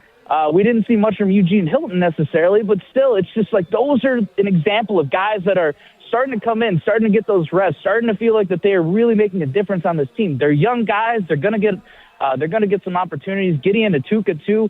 He balled out a little bit. He ended up leading the team in rushing yards. Unfortunately, I think a little bit of the, maturity situations and the growth of that unsportsmanlike penalty, that wasn't the best situation. Don't get me wrong. But that is a learning. That's going to be for sure used as hopefully at least a learning lesson, a time to grow, a time to understand and reflect. Okay, how can I not do that? And again, that is a slight risk that you run when you put out these younger guys. But all in all, I mean, again, when you see these young guys put their heads down, and Cooper Catalano even said this past week, his why is for the seniors. His why is for a lot of the guys that, that know what Wisconsin football has been like over the last few years and want to keep winning. Guys like Aaron Witz and so many different seniors. Riley Mullman, too, who just had a huge smile, understandably, ear to ear after a moment like this. So I think that's so – there's no other way to put it. It's just awesome. It's just a good feeling to know that Cooper Catalano, from what he had said earlier on the jump around this week, which you could hear Thursday at 12:30. You could also run that interview back on ESPN Madison's YouTube channel. By the way, a little plug there. That, again, it's for the seniors. It's for this group. And ultimately, again, it's just really great to see that this team is genuinely for each other. Pablo, one more from me. Last time the Badgers successfully ran a fake punt with Sean West, Fickell was asked about it in his postgame presser, and he admitted that he did not plan it. I heard on the radio broadcast today from Matt LePay that they have been practicing this particular fake punt for a long time. Did anyone ask about the fake punt? Did Fickell talk about the fake punt and why he decided to bust it out tonight at all? He wasn't asked about that, but I do remember it was I just remember, what was it, something about, I think it was the sketch quote, one of the, what was the video gamer who's on Twitch. It was basically just thinking special teams, special players, special plays was the first thing that came to my mind. So fortunately, no questions asked about the fake punt, but you know what? If you're practicing that and you got to execute it, this was the week to do it. This was the opportunity to do it. Sorry to disappoint, but you know what? We saw exactly in an ugly weather game like this, those plays matter. Those are the things, Riley. I think you guys were all talking about this, is that Wisconsin's been in these games before against ranked opponents. They've been in these tight games, but they've never been able to finish it out. They've never been able to shut it down. And obviously we could go back and talk about the what-ifs, but right now, let's not talk about the what-ifs, and let's talk about what Wisconsin did today, and that's execute as best as they could under the circumstances they were facing this week. Yeah, and Fickell's gotten a lot of flack for coaching scared and quitting on the team by not calling timeouts at the end of halves and at the end of games. He did not coach scared today. He was going after it, and that was one of the play calls. Even though the drive didn't end up leading to points, that was still a gutsy call that paid off. Absolutely. Pablo, we appreciate you joining, man. Again, I said it at the beginning of the call, but it is so awesome to talk to you always, but especially after a win. All right. Appreciate you, boys. Have a good evening. Awesome stuff. That Thanks, is Pablo. the Thank wonderful, you, Pablo. the one, the only Pablo Iglesias. When we come back, we have been teasing it. We will talk about it. Chris McIntosh's declaration that Luke Fickell will be the head coach in 2026. We'll also go over our Metro Florida Madison College football scoreboard update here on ESPN Wisconsin College Game Day, brewed by Coors Light. Post-game reaction continues next. This is ESPN Wisconsin College Game Day. One call, that's all. It's not just a slogan, but a way of life at Gruber Law Offices. If you've been injured, call our team today. We've represented tens of thousands of injured Wisconsinites for well over 30 years. Trust Wisconsin's own Gruber Law Offices. One call, that's all. Have you been waiting to buy your next home? Stop. Now is the time to get housed. What's up, Madison? It's Stacy from Bruner Realty. Nobody has a crystal ball to know what the future holds. The longer you wait to find your next home, the better the chance you'll be paying more for it than you would be today. Don't miss out on what could be the best opportunity to find your dream home. Contact our team at BrunerRealtyInc.com to help start your search. That's BrunerRealtyInc.com. Let's get housed. Metro Florida Madison is Madison's trusted Ford dealership. Whether you're in the market for a new or new-to-you vehicle, Metro Florida Madison has the customer service that's second to none. With a legacy of excellence and an extensive selection of quality Ford vehicles, it's the place to go for the new Ford of your dreams. Browse their inventory, schedule a service, or see this month's offers at MetroFordofMadison.com. That's MetroFordofMadison.com. Or visit them on the east side of Madison today. Want to join the fastest growing home solar company in the nation and work in the fastest growing industry in the world? Everlight Solar has open positions in the Madison area and in their newly open Milwaukee location. As Wisconsin's largest home solar company, Everlight Solar offers great opportunities to gain new skills and advance your career. Don't miss the chance to join the Everlight Solar team. Visit everlightsolar.com to apply today. Save money, save the planet, and start with Everlight Solar. It takes a team to meet just about any goal, and that's as true on the football field as it is in the office. So it's good to know that you have the Gordon Flesch Company on your side. For more than 60 years, GFC has provided cutting-edge office technology for companies of all sizes, and as the nation's largest Canon dealer, GFC delivers the latest office technology, serviced, and is supported by the most experienced professionals in the industry. That's business technology managed. Visit gflesch.com to learn more. Hey, it's ESPN Wisconsin's Alex Stroh for my great friends at Door County Distillery. Locally produced, handcrafted, award-winning spirits made locally in beautiful Door County. It's the best time of the year. It's bourbon season. Weather outside getting a little chilly, but you can stay warm with a delicious glass of the Door County Distillery bourbon. Or check out Door County Distillery exclusives like their cherry bourbon and their bat bourbon. It's bat good. Visit their website, doorcountydistillery.com. That's doorcountydistillery.com. Attention business owners and executives. Looking for a bank that's invested in your community as you are? Look no further than Starion Bank. As a Dane County community bank, Starion offers competitive deposit and loan rates while actively supporting local initiatives. Visit a business banker at one of our convenient branches in Middleton, Monona, and Sun Prairie. Starion Bank, full-service business banking, lending, and cash management. Hi, this is Lee, inviting you to Ruth's Chris Steakhouse in Middleton. We got a great happy hour every day of the week from 4 o'clock to 7, and our patio during the summer is open too. If you're getting married, a special occasion, a birthday, anniversary, or even a business meeting, we've got all the accommodations right here at Ruth's Chris Steakhouse. You work hard and sometimes you're not sure what you want to do, where you want to spend your money. I want to encourage you to come into Ruth's Chris Steakhouse and say hello. It'd be a pleasure to meet you. We're on Badgers Volleyball. Join UW Volleyball for Stuff the Fieldhouse on Sunday, November 9th, benefiting the Goodman Community Center. Bring non-perishable food items to drop off at any gate to the Fieldhouse and help under-resourced folks in the Madison community celebrate Thanksgiving this year. 'Cause when the sun goes down, we'll be grooving when the sun goes down. As the crowd does the unthinkable and rushes the field. A program battered, beaten down by injury, a fan base weary, a team worn out on Wisconsin for Wisconsin, winners once again.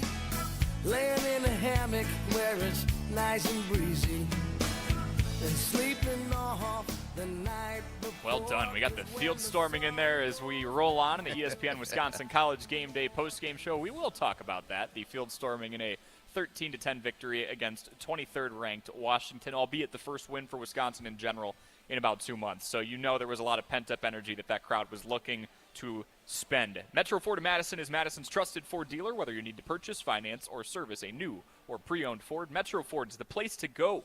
Visit Metro Ford of Madison on the east side today or go to their website, metrofordofmadison.com, to see this month's specials and browse their inventory. And now the master of scoreboards, Riley Jauch. Yes, it is time for our Metro Ford of Madison scoreboard update. I'll take you around college football and the top 25 scores across the country. Starting with the game still in action, Wake Forest up 13-9 over Virginia, 14th ranked Virginia. Potential upset brewing in the ACC as they reach the end of the third quarter. Cal also giving 15th ranked Louisville a run for their money. They're up 23-20 at the end of the third. Alabama, they're in control over LSU just starting the third quarter. They lead 17-3 at home. Notre Dame cruising over Navy in the middle of the third. They lead it 35-10 over the Midshipmen. And now for some final scores. Ohio State rolling over Purdue 35-10. Ho-hum, another boring performance for the Buckeyes, but they continue to win. Indiana survives a scare late, and if you have not seen the catch made for the game-winning touchdown, you need to go watch it with Gus Johnson's call. It is spectacular. You cannot draw it up any better. And the refereeing as well nailed the touchdown call. Indiana Hoosiers stay unbeaten 27-24 over Penn State. Number 3 Texas A&M knocks off number 22 Missouri 38-17. However, Mizzou without their starting quarterback Bo Prabula, the Tigers probably will be limping to the end of their season. Number 5 Georgia crushes Mississippi State 41-21. Go Dogs, right, Mertzy? Oh, no. Number 6, Ole Miss. This is ridiculous. I hate the SEC scheduling. They played the Citadel and win 49-0. The Citadel, great school out in Charleston, South Carolina. Number 8, Texas Tech knocks BYU out of the ranks of the unbeaten. They win 29-7. Good for Mertz, not good for me when it comes to our pregame national picks. I believe I remain in last place thanks to that. However, Mertz's upset bid and prediction with the Iowa Hawkeyes falls just short as number 9 Oregon survives on a last-second field goal to beat Iowa 18-16. Mertz, you predicted that upset. Before I finish off these last few, any thoughts on Oregon beating Iowa? Hey, huge credit to the Ducks for pulling that one out because I thought that was marked for an upset, the way that Oregon struggled offensively and the way that Iowa's been playing quiet. No one's had them on the radar at all. They were, to me, one of those fringe playoff teams. Not that they were maybe worthy, but I thought that they could stack those wins together, and today might have put them over the hump. I don't disagree, that's for sure. Oregon now 8-1 on the season. They control their own destiny for the college football playoff. People are going to give Indiana crap for barely beating Penn State today. They better be keeping that same energy for Vanderbilt, who needs overtime to beat Auburn 45-38. Vanderbilt moves to 8-2. Miami handles business against Syracuse. USC beats Northwestern on Friday night. And Wisconsin knocks off the 23rd ranked Huskies 13-10 in a fantastic, potentially monumental victory for Luke Fickell and the Badgers. Whoop it up. And that is it for our Metro Florida Madison scoreboard update. Very nicely done, Riley. Around the Big Ten, a couple of teams got a scare, right? Number 9 Oregon got a scare, 18-16 over Iowa. You mentioned Indiana, possibly the catch of the year to seal off that victory, 27-24. But it was Wisconsin who pulls off the upset, 13-10 over Washington. And the fans, who was able to get out there with the weather, and pretty decent showing considering the snow was whipping down sideways, as it still is here in Fitchburg.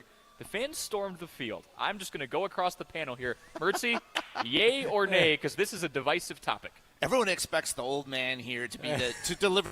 Get off my lawn. Yes. Right? Yes. You're not going to get it. Ooh. You're not going to get it. So I will go way back, and I'll give you my explanation on this. I was in the stands in 93 when the stampede against Michigan happened, when the security did not let fans onto the field and people got crushed up against the wall. That was a legitimate game that deserved a field rushing. It was not allowed. The reason why it was so natural at that point was like it was fun. It was an over-the-moment, it was an over-the-hill moment for that program. It was college football. It was all the beauty of it. Does this get old? Does it get played? Absolutely. But anyone understands what this Badger football program has been through, what these fans have been through. Like, it's been torture watching these games. Torture. And those people showed up today in this mess to watch a game that you thought they probably were just going to lose again and roll over, and they managed to pull it out. Hell yeah, they deserve to be on that field.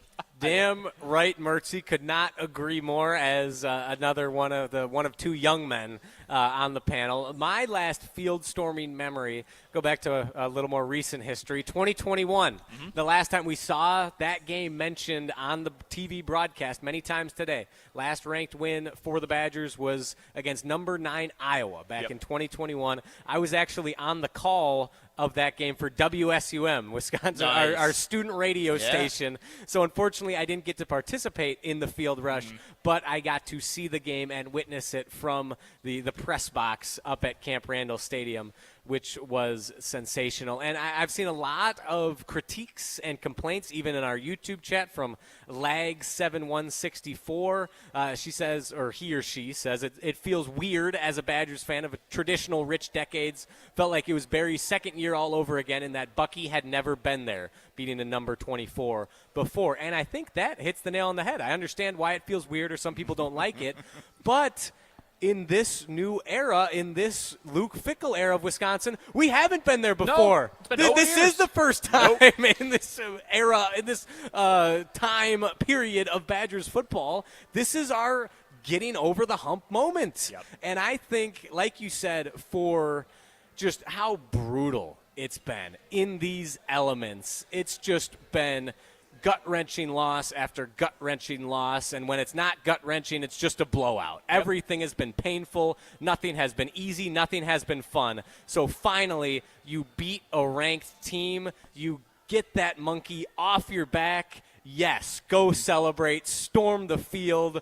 jump around with your classmates, your players. That's what makes college football so fun and so special. I absolutely love that they stormed the field today. It was great. And with that, we're 3 for 3. I'm not going to oppose it. Yeah. If you do disagree with us, 844-770-3776, or if you agree with us and want to make it 4-0, a clean sweep in that way, you could do that too. I'm a believer that everything deserves its context. And so if Wisconsin was 4-4, 5-3 coming into today, and they were 4.5-point dogs, and they pull off a win against Washington, ranked 23rd in the country, no, we shouldn't storm the field. If Wisconsin had been, well above 500 the last couple of years and had been consistently pulling off victories against ranked opponents, and that last time Wisconsin beat a ranked opponent stat, instead of it being 4 years old, was really like 11 months old or even a couple of weeks old, no, you shouldn't do it. But to Riley's point, in one of the comments that said,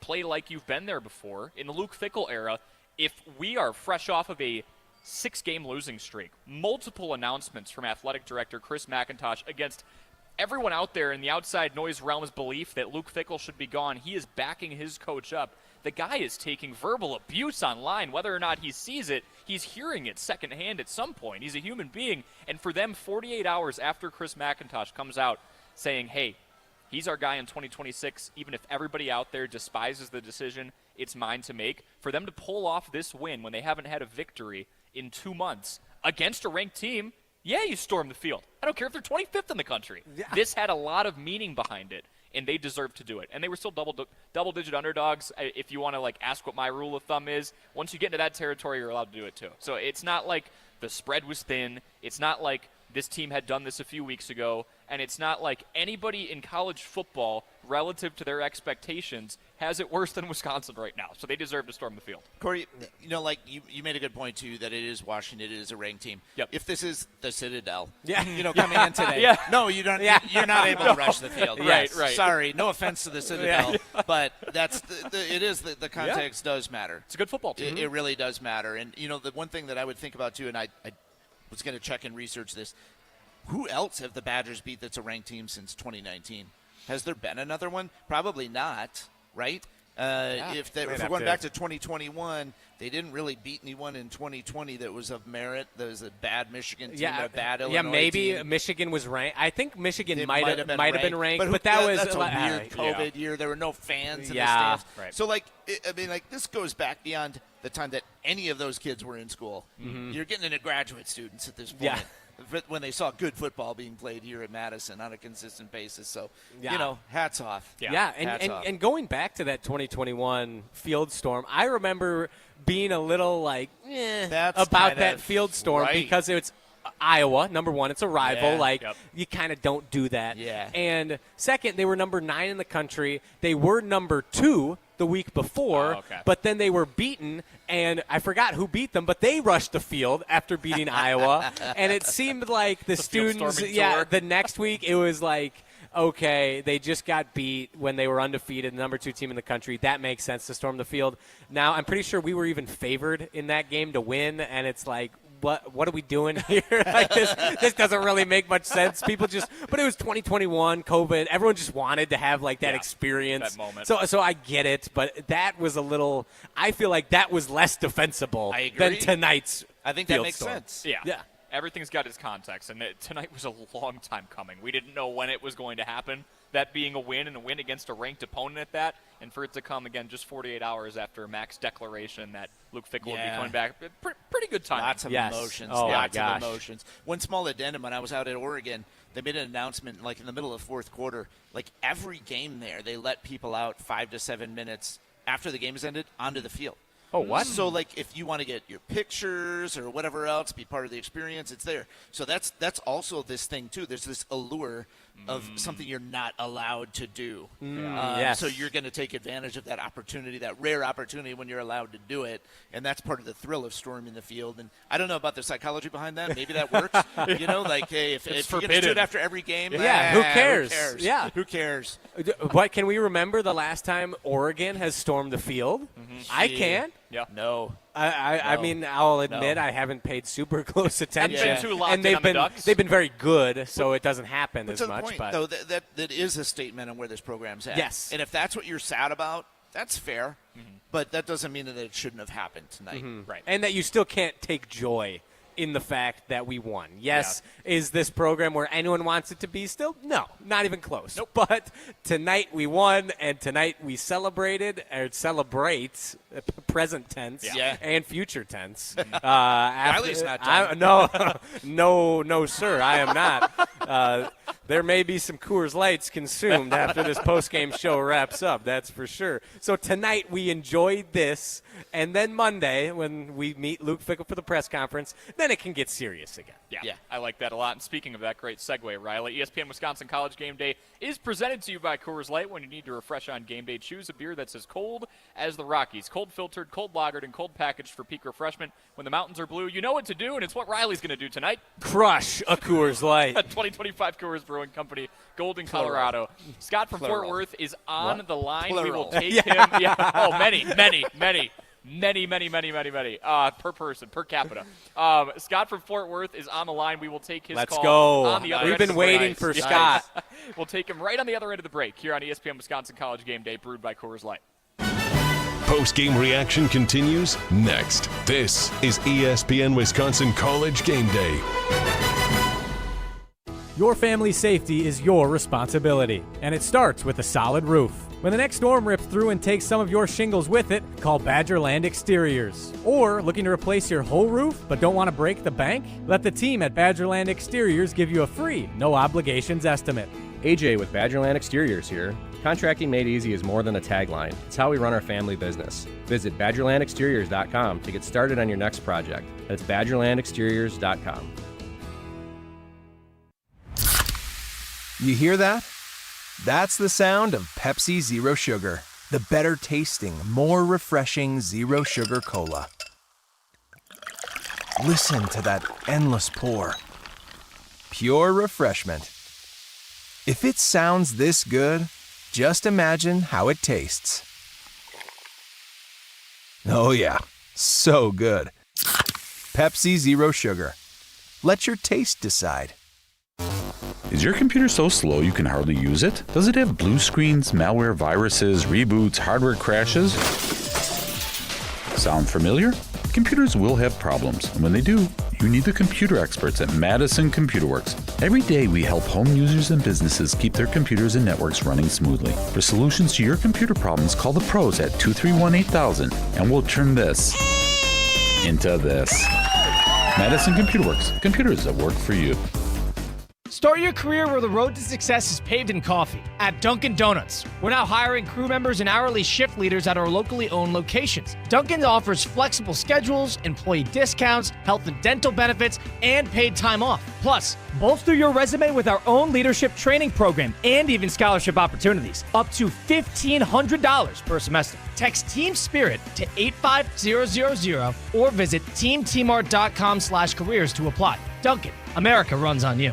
Prize Picks is the best way to win cash on the Packers, on the Bucks, and whether it's football, basketball, or both, Prize Picks makes every game more exciting. Hey, it's Mark Tauscher here with ESPN Wisconsin, and I've been playing Prize Picks, and it is as fun and simple as it gets. Which players are going to go off? Which ones are overhyped? Make your picks in less than 60 seconds, and you can turn your takes into cash. Just pick more or less on at least 2 player stats, get them right, and you can cash in. And now Prize Picks has stacks. Pick the player up to 3 times in one lineup. You want more on Giannis's threes, assists, rebounds? Stack them all only on Prize Picks. Plus, you can follow other players and copy their lineups in one click in the new Feed tab. And with injury reboots, if your player leaves in the first half and doesn't return, it won't count as a loss. Deposits are fast and easy with Venmo, Apple Pay, and MasterCard, and more. Download the Prize Picks app today. Use that code WI and you get $50 in lineups after you play your first $5 lineup. Again, that's code WI for Prize Picks. Prize Picks. It's good to be right.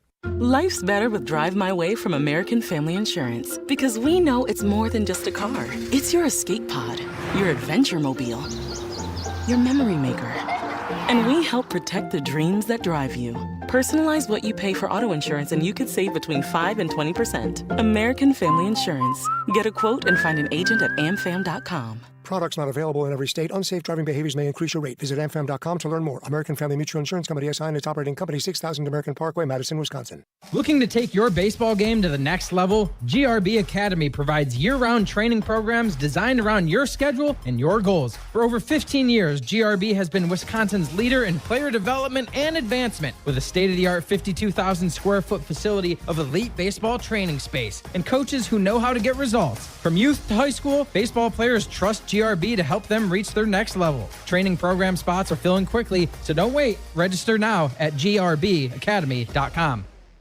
Your state, your teams, your ESPN. The ESPN Wisconsin app. Customizable just to you. Find the ESPN Wisconsin app in the Apple or Android app stores today.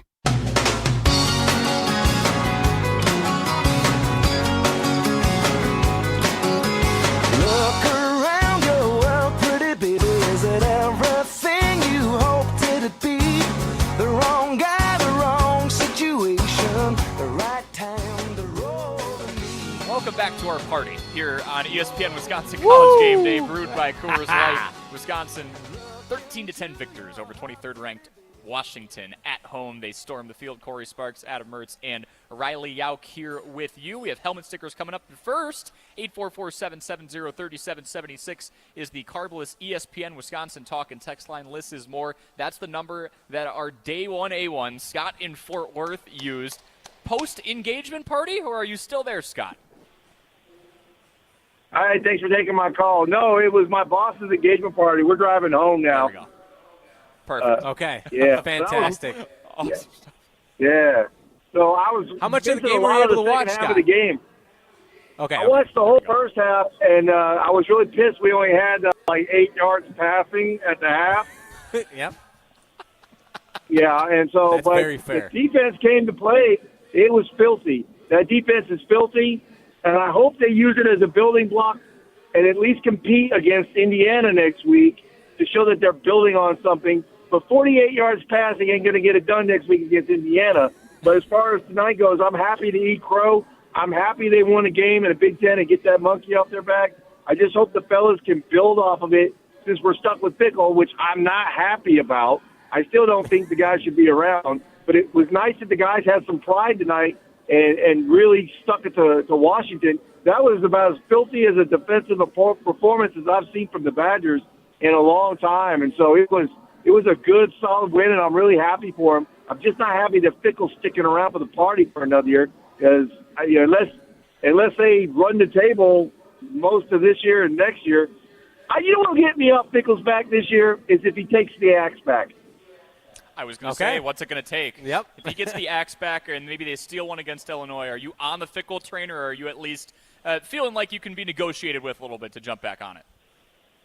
If he can, I hate Illinois. I hope they beat Illinois. But the main thing for me is the axe. I mean, if you're not going to make a bowl game this year, the axe game has got to be your bowl game, and that's the ultimate pride from being from Wisconsin. Take the axe back and nothing else. Well said. Yeah. Totally agree with everything you're saying, Scott, except I think I like Fickell a lot more than you do. But I understand. I'm in the minority when it comes to that camp. But, yes, exactly. We have been talking about that all night. Like, this has to be a building block. Yep. This can't just be a one-off. Mertzy said it earlier. If they lose out now, it's going to be an incredibly hollow victory, and we're going to look back on this like, man, this was fun, but it didn't amount to anything. So can they grow? And that's been the biggest issue, or one of the biggest on-field issues for these Luke Fickell-led squads, is that they'll play a team tough, and usually it's been moral victories up until this point, but then they're not able to sustain any positive momentum. They're not able to drive any good consistency forward. If it's consistency, it's been bad consistency. So now they finally they beat a ranked team. They beat a team that's more talented than them with just a stingy, gritty, gutsy defensive performance. Now, can you do that? Because they had a great performance defensively against Oregon last week. Can you do that 3 weeks in a row against 3 really talented offenses? And like you said, and like we've been saying, like, you don't need to steal a win against Indiana, but play them tough, make them work for it, and then beat Illinois, or at least play them to, I think Illinois is beatable. Beat Illinois, and then you have to get the axe back. I am in full agreement with you, Scott. That is what they're playing for this season. And to show that you're growing, show that you are consistently doing positive things, and head into next season with some good momentum moving forward. Hell yeah. Yeah, well damn right. Scott, we Sorry, I didn't know if I was still on the air or not. If I was kind of like, am I still on or not? You're always on. Whenever you are. want, call in, Scott. We appreciate it. Thank you, brother. All right. Thanks, brother. You guys great. Awesome. Good stuff. That is Scott from Fort Worth, who, to his credit, right, there's a lot of people. He made the statement after the 42-10 victory against Middle Tennessee State. That's the last win that Wisconsin's going to get. And yep. And it was that was very much in play. Yeah. That was very much it in was play. looking like he was going to be right for a long period of time. But beyond that, there's a lot of people who will go out there and make that statement, and then when it doesn't come to fruition, duck away. He went out of his way and called the show. So I appreciate that a ton. Scott's a great guy. That's he supports accountability the show. right that is accountability. there. It's a good attribute. And that's, I feel like that's a real fan right there. That Scott is. in Fort Worth, not just because he calls in every week, because he listens to our show, which we obviously really appreciate. Yep. But he made a bold proclamation after Middle Tennessee State. They're not going to win another game after this. And he was mostly right. He has been right up until this point, but then they win, and he is such a fan that he is happy to see them succeed. He doesn't like Luke Fickell, but he's happy to see him succeed tonight and get the win and take accountability for his take, which it was a good take. It's been right up until this point, and just own that and still appreciate what the Badgers did tonight, because I have seen a few fans out there who are still just pissed off. Yeah. And I don't understand that. I don't know why. As a Badgers fan, I can't fathom why you'd be mad tonight. Yeah, enjoy the win. Wins matter. So I think I would voice from that standpoint of things. They're probably worried. They're worried that this is it, that this is the one win, that the rest of the season continues with the same garbage that we've seen. And now, he's got another year, and how much further is this going to go? And so, whatever, this is a distraction from the real problem. Yep. But you got to set that aside.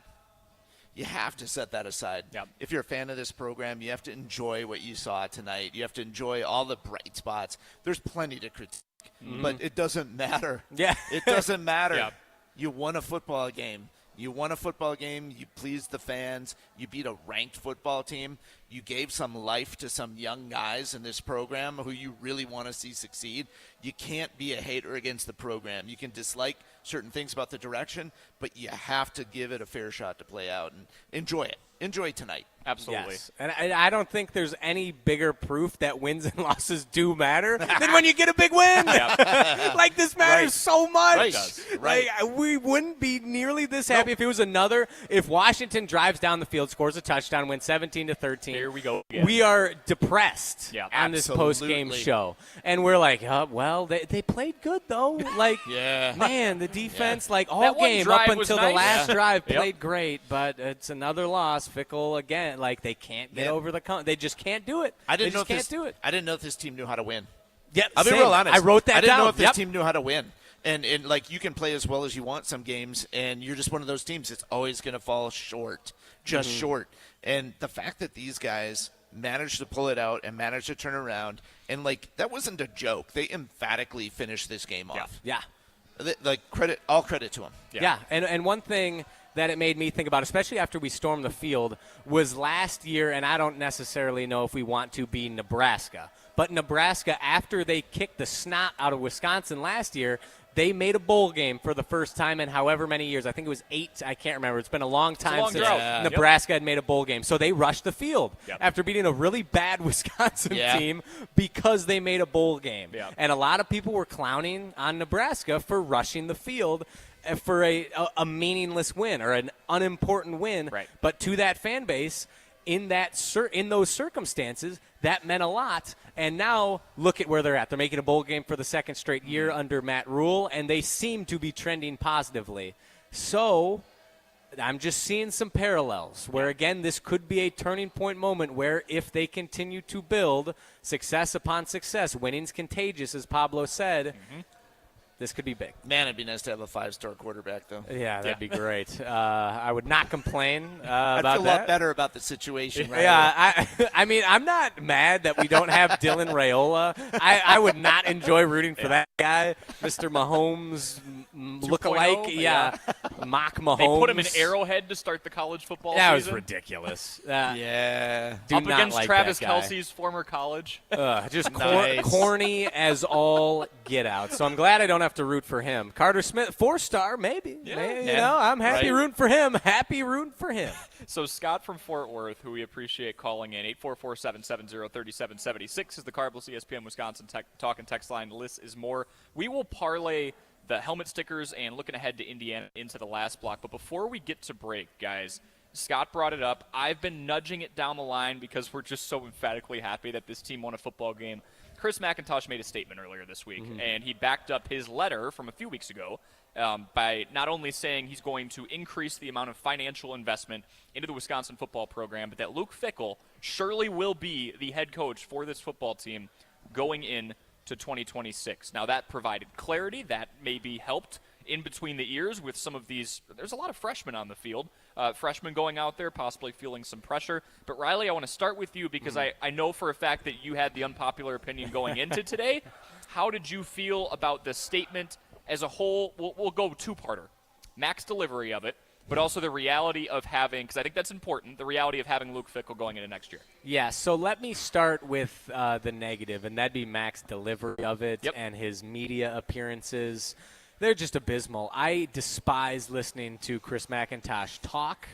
It is not enjoyable. He sounds like a politician. He says a lot of words without any substance behind it. It's word salad. It is, yes, it is so frustrating. He never actually answers any questions, which is really annoying as a fan who just wants answers about the program I care so deeply about. And I think that opinion is almost universal amongst Badgers fans. And I think the biggest issue that Wisconsin football has had specifically is with the administration, whether that be lack of funds or organization and how they've approached NIL. Overall, I think this is a bigger Chris McIntosh issue than it is a Luke Fickell issue, which brings me to my less popular take that, as I mentioned when Terrence was on the line, I got demolished on Twitter for posting this video where I essentially said, Luke Fickell's back, and I'm happy with that. I believe that Luke Fickell is still a good coach deep down, and that he can succeed. And I want to see him succeed at the University of Wisconsin, despite all the evidence to the contrary, because he has not been good. He has been a very poor coach during his time at the University of Wisconsin. So I completely acknowledge all of the faults, all the areas in which he has been lacking since he has gotten to Wisconsin. We've talked about the numerous ones during these post-game shows. But I still think, and we got a glimpse of it tonight and finally got a result to go along with it, where he is a good coach. He does know how to motivate guys. He knows how to get guys rallied around himself and his vision.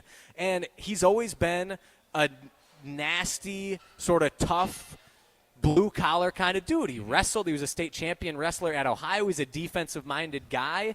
And we're seeing, I think, the fruits of his labor and his vision now with this defense that plays with an edge we haven't seen since the peak Jim Leonard days, at least tonight. That was like a peak Jim Leonard defense type of performance. So just the news that Fickell's back, I like it. I want to see Fickell succeed, and I think he can. And tonight we finally got concrete evidence that it is possible for Wisconsin football to succeed with Luke Fickell. So, again, at least for tonight, I'm vindicated. With the Luke Fickell, the declaration that he will be the head coach in 2026, I was of the belief when I heard that statement, even before all the media appearances that followed, that Luke Fickell should have to use the next 4 games, even if we go 0-4, as an audition to keep the job. So I, didn't like that we were essentially looking forward to 2026, a.k.a. that's essentially saying we're writing off 2025 as a lost year. No, are we going to make the bowl game that everyone was hoping we'd go back and make and start a new 20-plus year streak? Probably not. But the idea of an athletic director writing off a season with a third of it left didn't really resonate well with me.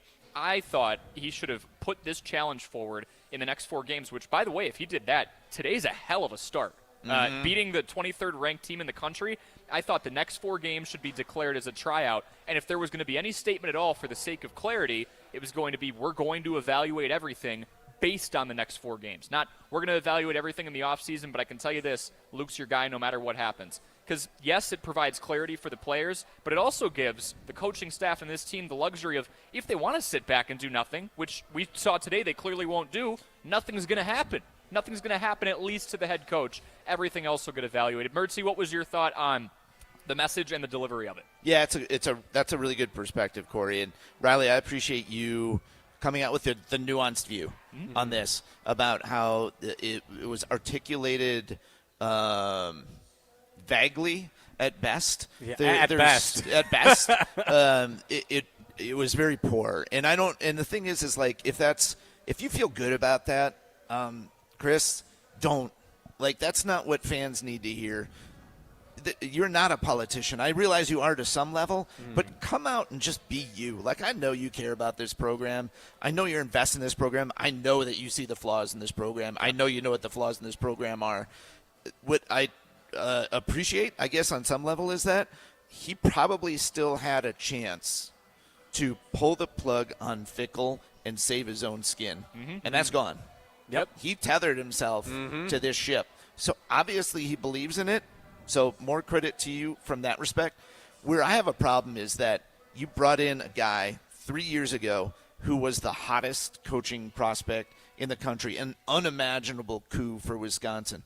You're $27 million in 3 years in, and the train has gone off the tracks. Now, I'm not saying there should be punishment for that. Like, if you still think there's a chance to get this back on, if you still believe in him, hey, that's your right, and you can get people to buy into this. Sure. You know, I still say good luck with that one. Yeah. There's a lot of people that are canceling their season tickets after this year, no matter what. So you're going to have to ride this thing out and come back from it. But don't tell me that you're getting a do-over. That's not why you hired someone of that character, track record, capability. This has been a disaster, and just acknowledge that it's a disaster. And he kind of does. I'll give him some credit on that. He kind of does. He still tiptoes around it, But though. he does still tiptoe around it. And to me, like, Luke Fickell came in here, and now you're saying you're going to invest in NIL? Yeah. Why? What? We're about 5 years behind. What are you talking about? Like, this is a revelation? Why did Luke Fickell let that happen? If he could have gone anywhere, why did he come somewhere that was ill-prepared for this era? That doesn't make him look good. No. Like, there's a lot of questions that you go back on this and say, this, whatever, man. Good luck. Hope that the stability factor, because I do worry about turning over another coach and who you're going to bring in, especially in a cycle where there's going to be like 10 to 15 like pretty prominent openings. There's going to be a lot of competition. You probably overpay again for someone. Can you get the right person? Who knows? So if you feel like casting your lot with him, great. But let's not pretend that this hasn't been an utter disaster to this point and that he has to do a complete 180 to get this back even to the level that it was before, which was not what people were satisfied with. Hence, Paul Chris getting fired coming off of a 9-4 season. Exactly. It's very well put. Yes, and I totally acknowledge that, Mertzy, and agree. Like, he came in, the whole recruiting pitch with bringing in Luke Fickell was we're going to compete for championships. We're going to elevate Wisconsin to the next level, and it has been the opposite. They have gone from competing, at least being in the mix for championships, not They did compete for some Big Ten championships and got close to a college football playoff a couple times. The argument was we were going to take that next step because that's what he did at Cincinnati. Yes, and especially with an expanded playoff. Like, Wisconsin be a shoo-in. Like, this should be – the college football playoff should be the goal every year under a Luke Fickell coach team. He brought Cincinnati there in the 4-team iteration. So why can't he do that at Wisconsin? So, and now he's pivoted also – which is why I also don't understand, why are you changing your goals now? Like, because he specifically mentioned, next year our goal is to compete in the Big Ten. It's like, dude, stay consistent. Don't reel it back. I still think that Luke Fickell can be a championship caliber coach. So if you believe in him, say that. Say that our goals haven't changed. We still expect to compete for championships. Maybe it's not on the timeline we expected because everything has gone wrong. And you can blame injuries, you can blame NIL, whatever you want.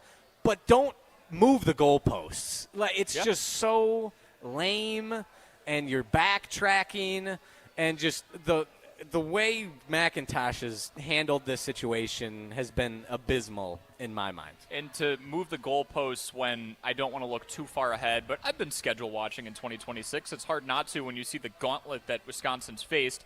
Iowa has now been a ranked team at some point this year, so has Washington. So we're well above the halfway point in terms of who Wisconsin's played that was in the top 25 at some point. Next year's supposed to be a lot more gettable, unless those teams change a ton, which they can. We've seen Indiana flip on a dime in 1 year. So although I do think a Kurt Signetti of the world is a one-off, there's not going to be a whole lot of those. Yeah. But with that being said, next year's schedule is going to be more gettable.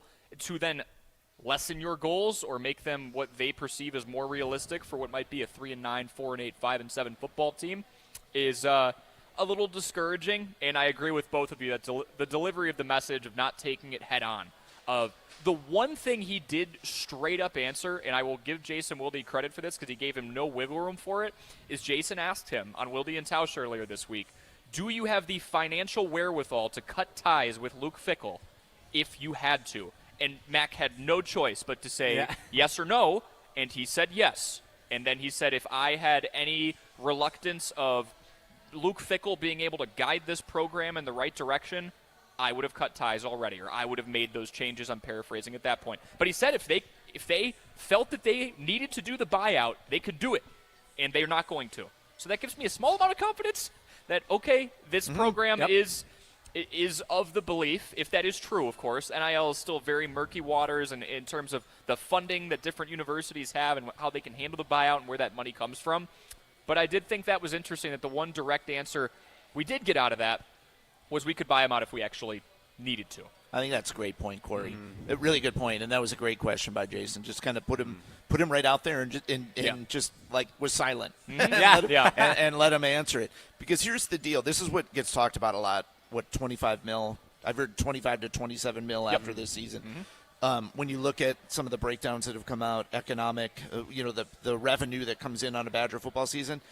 Hey, I'm not saying 25 million is peanuts, but there's income in and there's money out, and the income in is going to take a hit based on this decision.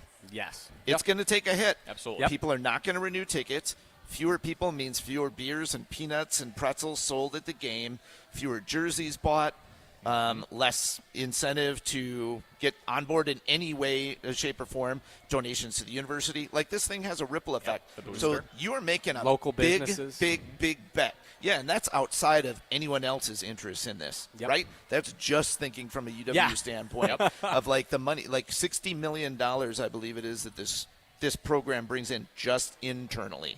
Now, that's not expenses and whatnot, but that's a big chunk of money. It is. You lose $20 million out of that. All of a sudden, $25 million does not seem like as big a number. Yeah, it's a very good point. So he, he's putting his – give him credit. He's putting his money where his mouth is. Well said. And that's this is just wishful thinking, but I just wish there was more transparency with college football and that we were able to see, like, it's because college football now has become a semi-professional sports league. Like, athletes are getting paid for their services. Wait, what's the semi? Exactly. It's not even just that they're younger. That's it. That's the only thing that makes it semi-professional. They're getting paid to play football. It's professional football. So why, just because they're technically still students and student athletes, we don't get to know where the money goes? And it'd be a lot easier to pin the blame and figure out what the issue is if we knew exactly how much money was going to what specific thing and where all these channels are going. Because if they, which it sounds like they weren't, if they were investing as much money as Ohio State and this is the product we get in the field, it's pretty clear that it's on Luke Fickell. But if you look at the numbers and Ohio State's outspending us by $30 million, that's hard to point the finger at Luke Fickell. Exactly. So it's a difficult situation. I wish there was more transparency. I don't think we're ever going to get it. So that's just throwing a penny in a well. Do you think investors are going to buy this pitch in the offseason? That's my question. Apparently, it sounds like at least some have, where he's confident enough that they have made the changes where they're going to invest enough to flip things around on a dime. Today will be on the Google Slides presentation. I can't confirm that. Yeah. No doubt. We were capable. Exactly. We Yes. did this. No doubt. Yep. Exactly. Yeah. So clearly he's convinced enough people, at least in his mind. Yep.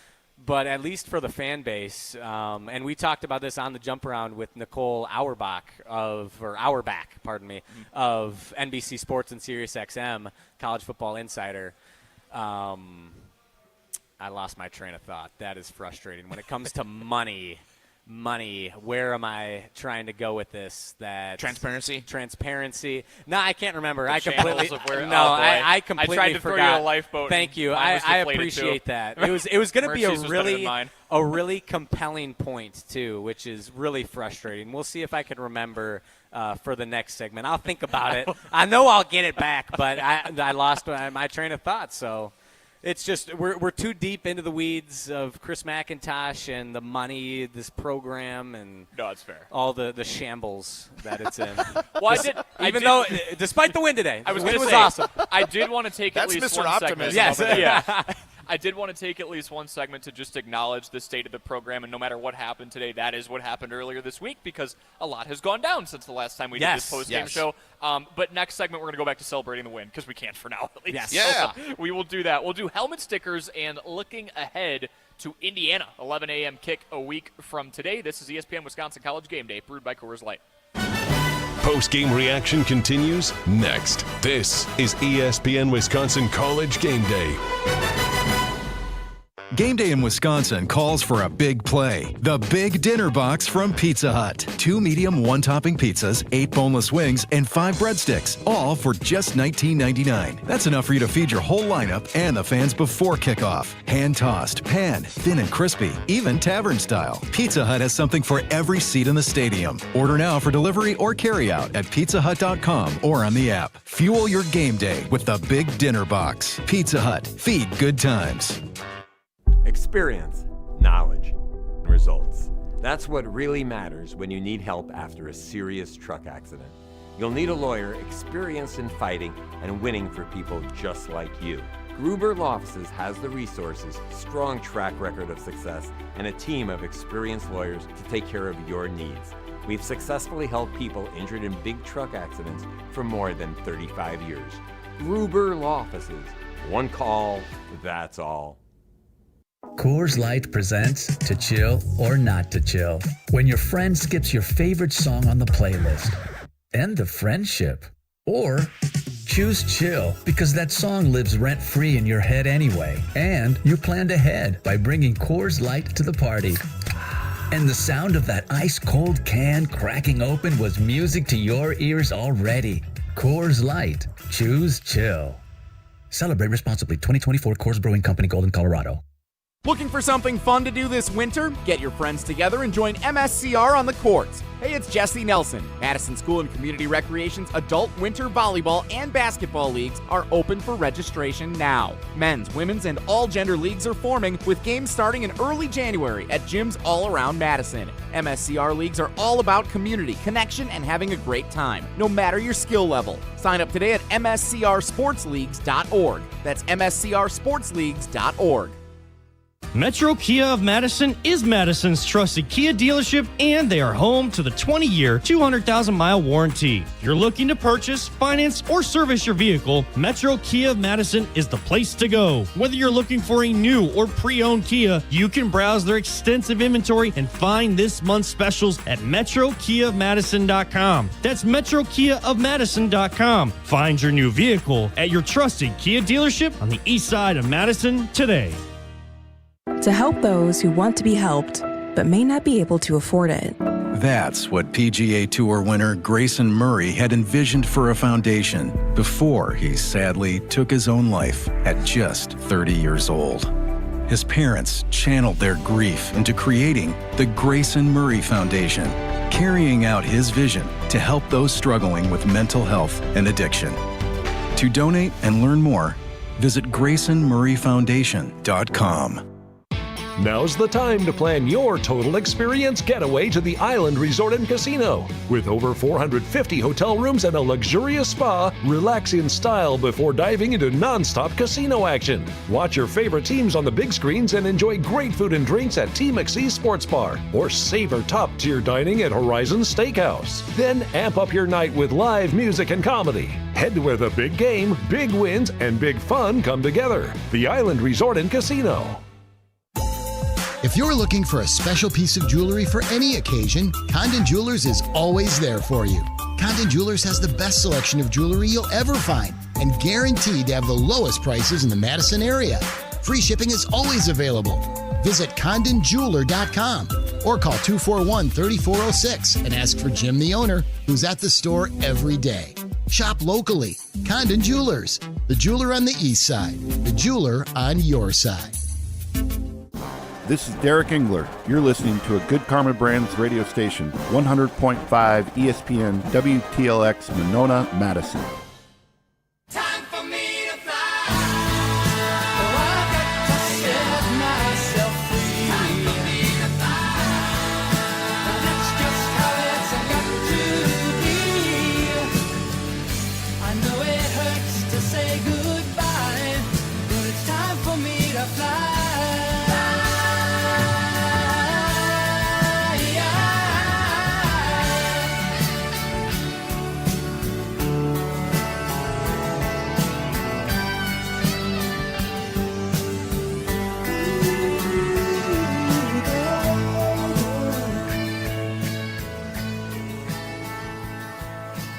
ESPN Wisconsin College Game Day rolls on. Our final segment, we'll do some helmet stickers. We have a caller on the Carbless ESPN Wisconsin talk and text line, and we will look ahead. But first, ESPN Wisconsin College Game Day is presented to you by Coors Light. When you need to refresh on game day, choose a beer that's as cold as the Rockies, cold filtered, cold lagered, and cold packaged for peak refreshment. When the mountains are blue, you know what to do, and that's crush a Coors Light 2025.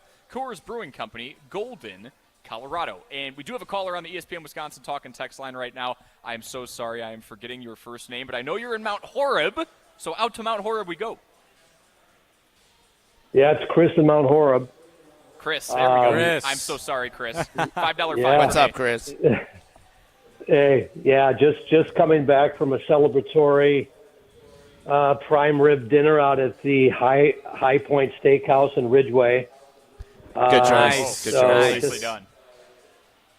Yeah, feels good. It's just it's been a long time coming, and you know, it's one of these things where you get down, and this is one of these seasons where it just felt like, okay, I'm just not going to follow what's going on. But you just, for somebody like me who's been, was taken to my first Wisconsin football game in 1973 against Wyoming.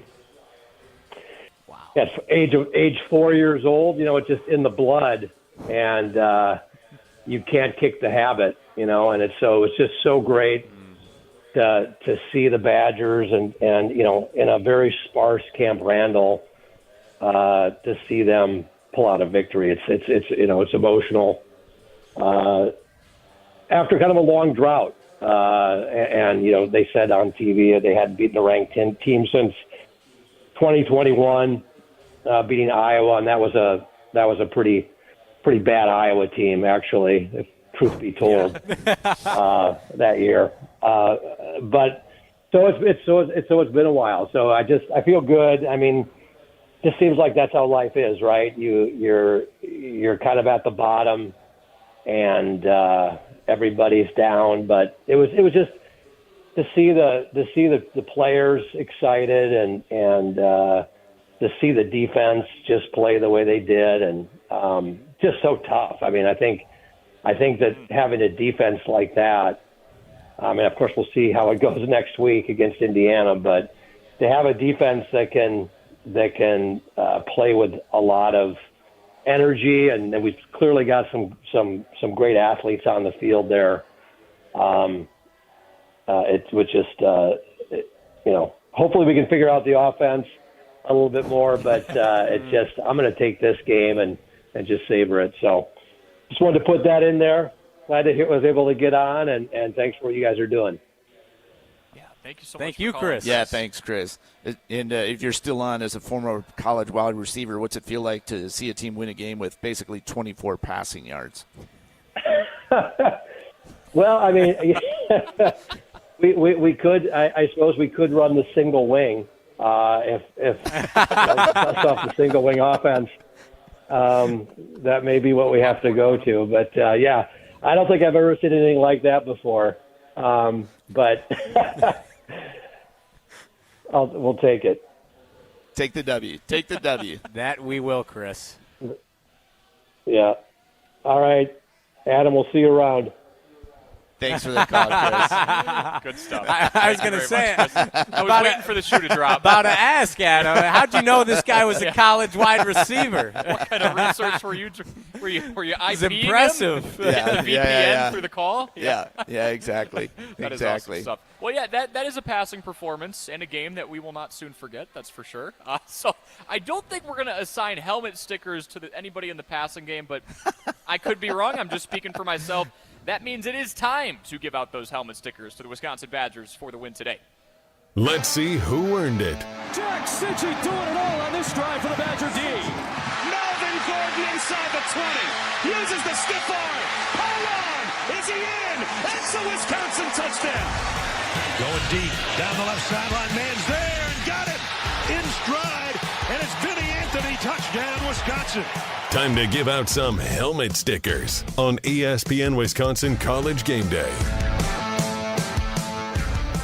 All right, Cory Sparks, Adam Mertz, Riley out here with you, wrapping up the ESPN Wisconsin College Game Day post-game show brewed by Coors Light. Helmet stickers, essentially your player of the game or your game ball.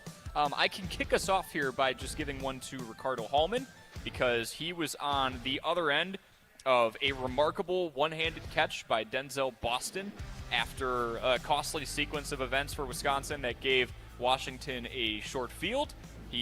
I thought it was defensive or offensive pass interference in real time, and then they rolled the replay back, and I just realized Denzel Boston's probably going to be playing on Sundays pretty soon.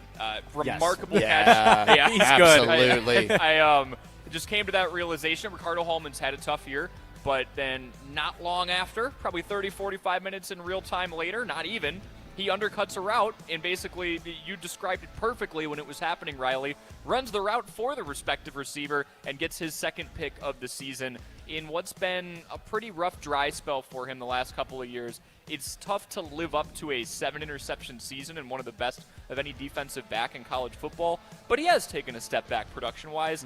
It was nice to see him get his second turnover over the course of a few weeks here. Yeah, totally agree. And I'm going to stick with the defense for my helmet sticker. I mean, Cooper Catalano's my player of the game. He was all over the field, a tackling machine. There's a reason he leads the state of Wisconsin in tackles for high school football, and he might lead the Wisconsin Badgers in tackles when his career is all said and done. He had 18 tonight.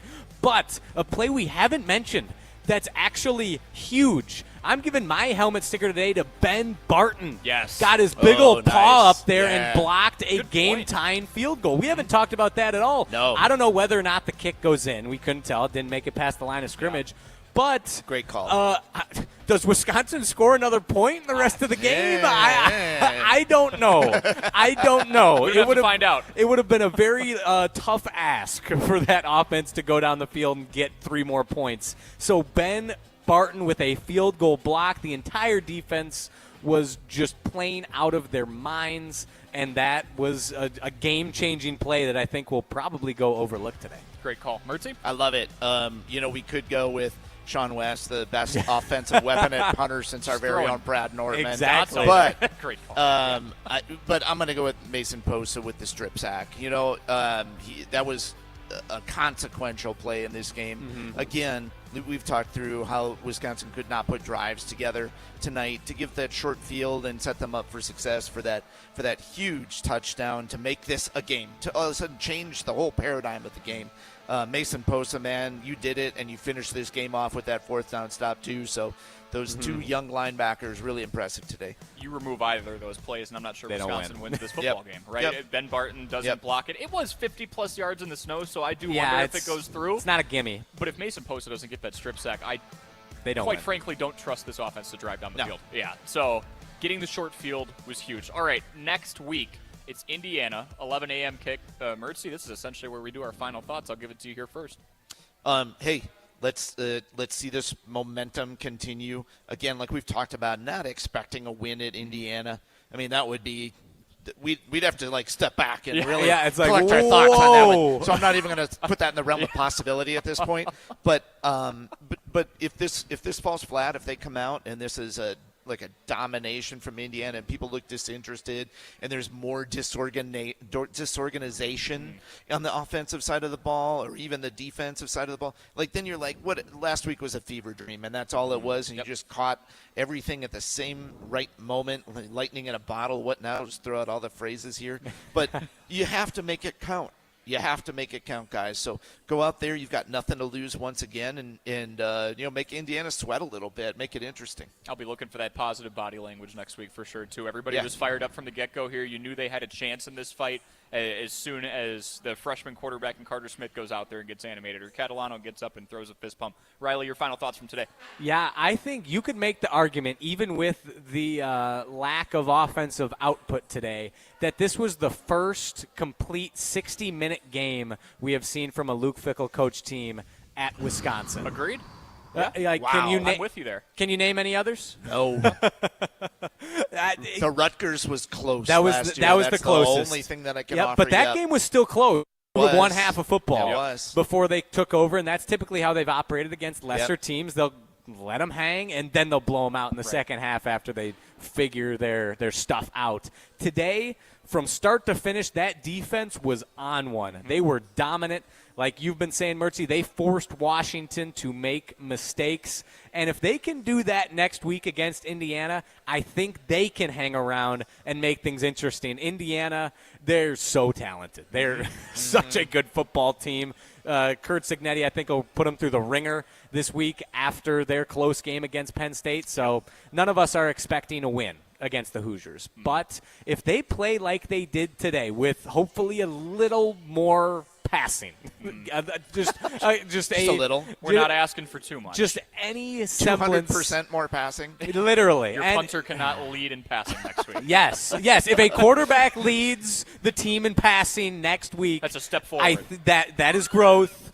That is positive momentum, and that is something good they've been building on, and I think they can keep it close with Indiana. So I am so happy. It is so refreshing and relieving to finally see the Badgers get a win and see these players and this coaching staff happy and fired up. And now let's keep it rolling. Yeah. Let's keep the good vibes rolling next week against Indiana. Come on. I reflect what both of you guys say before we wrap it up. Mertz, you brought up validating this performance. Let this be the first of many. Don't let this be the one-off where 5 years from now it was a blip in the radar and it's the Luke Fickell experiment really never came to fruition, but that win against number 23 Washington was sweet. But then everything went back to normal. Don't let that be the storyline.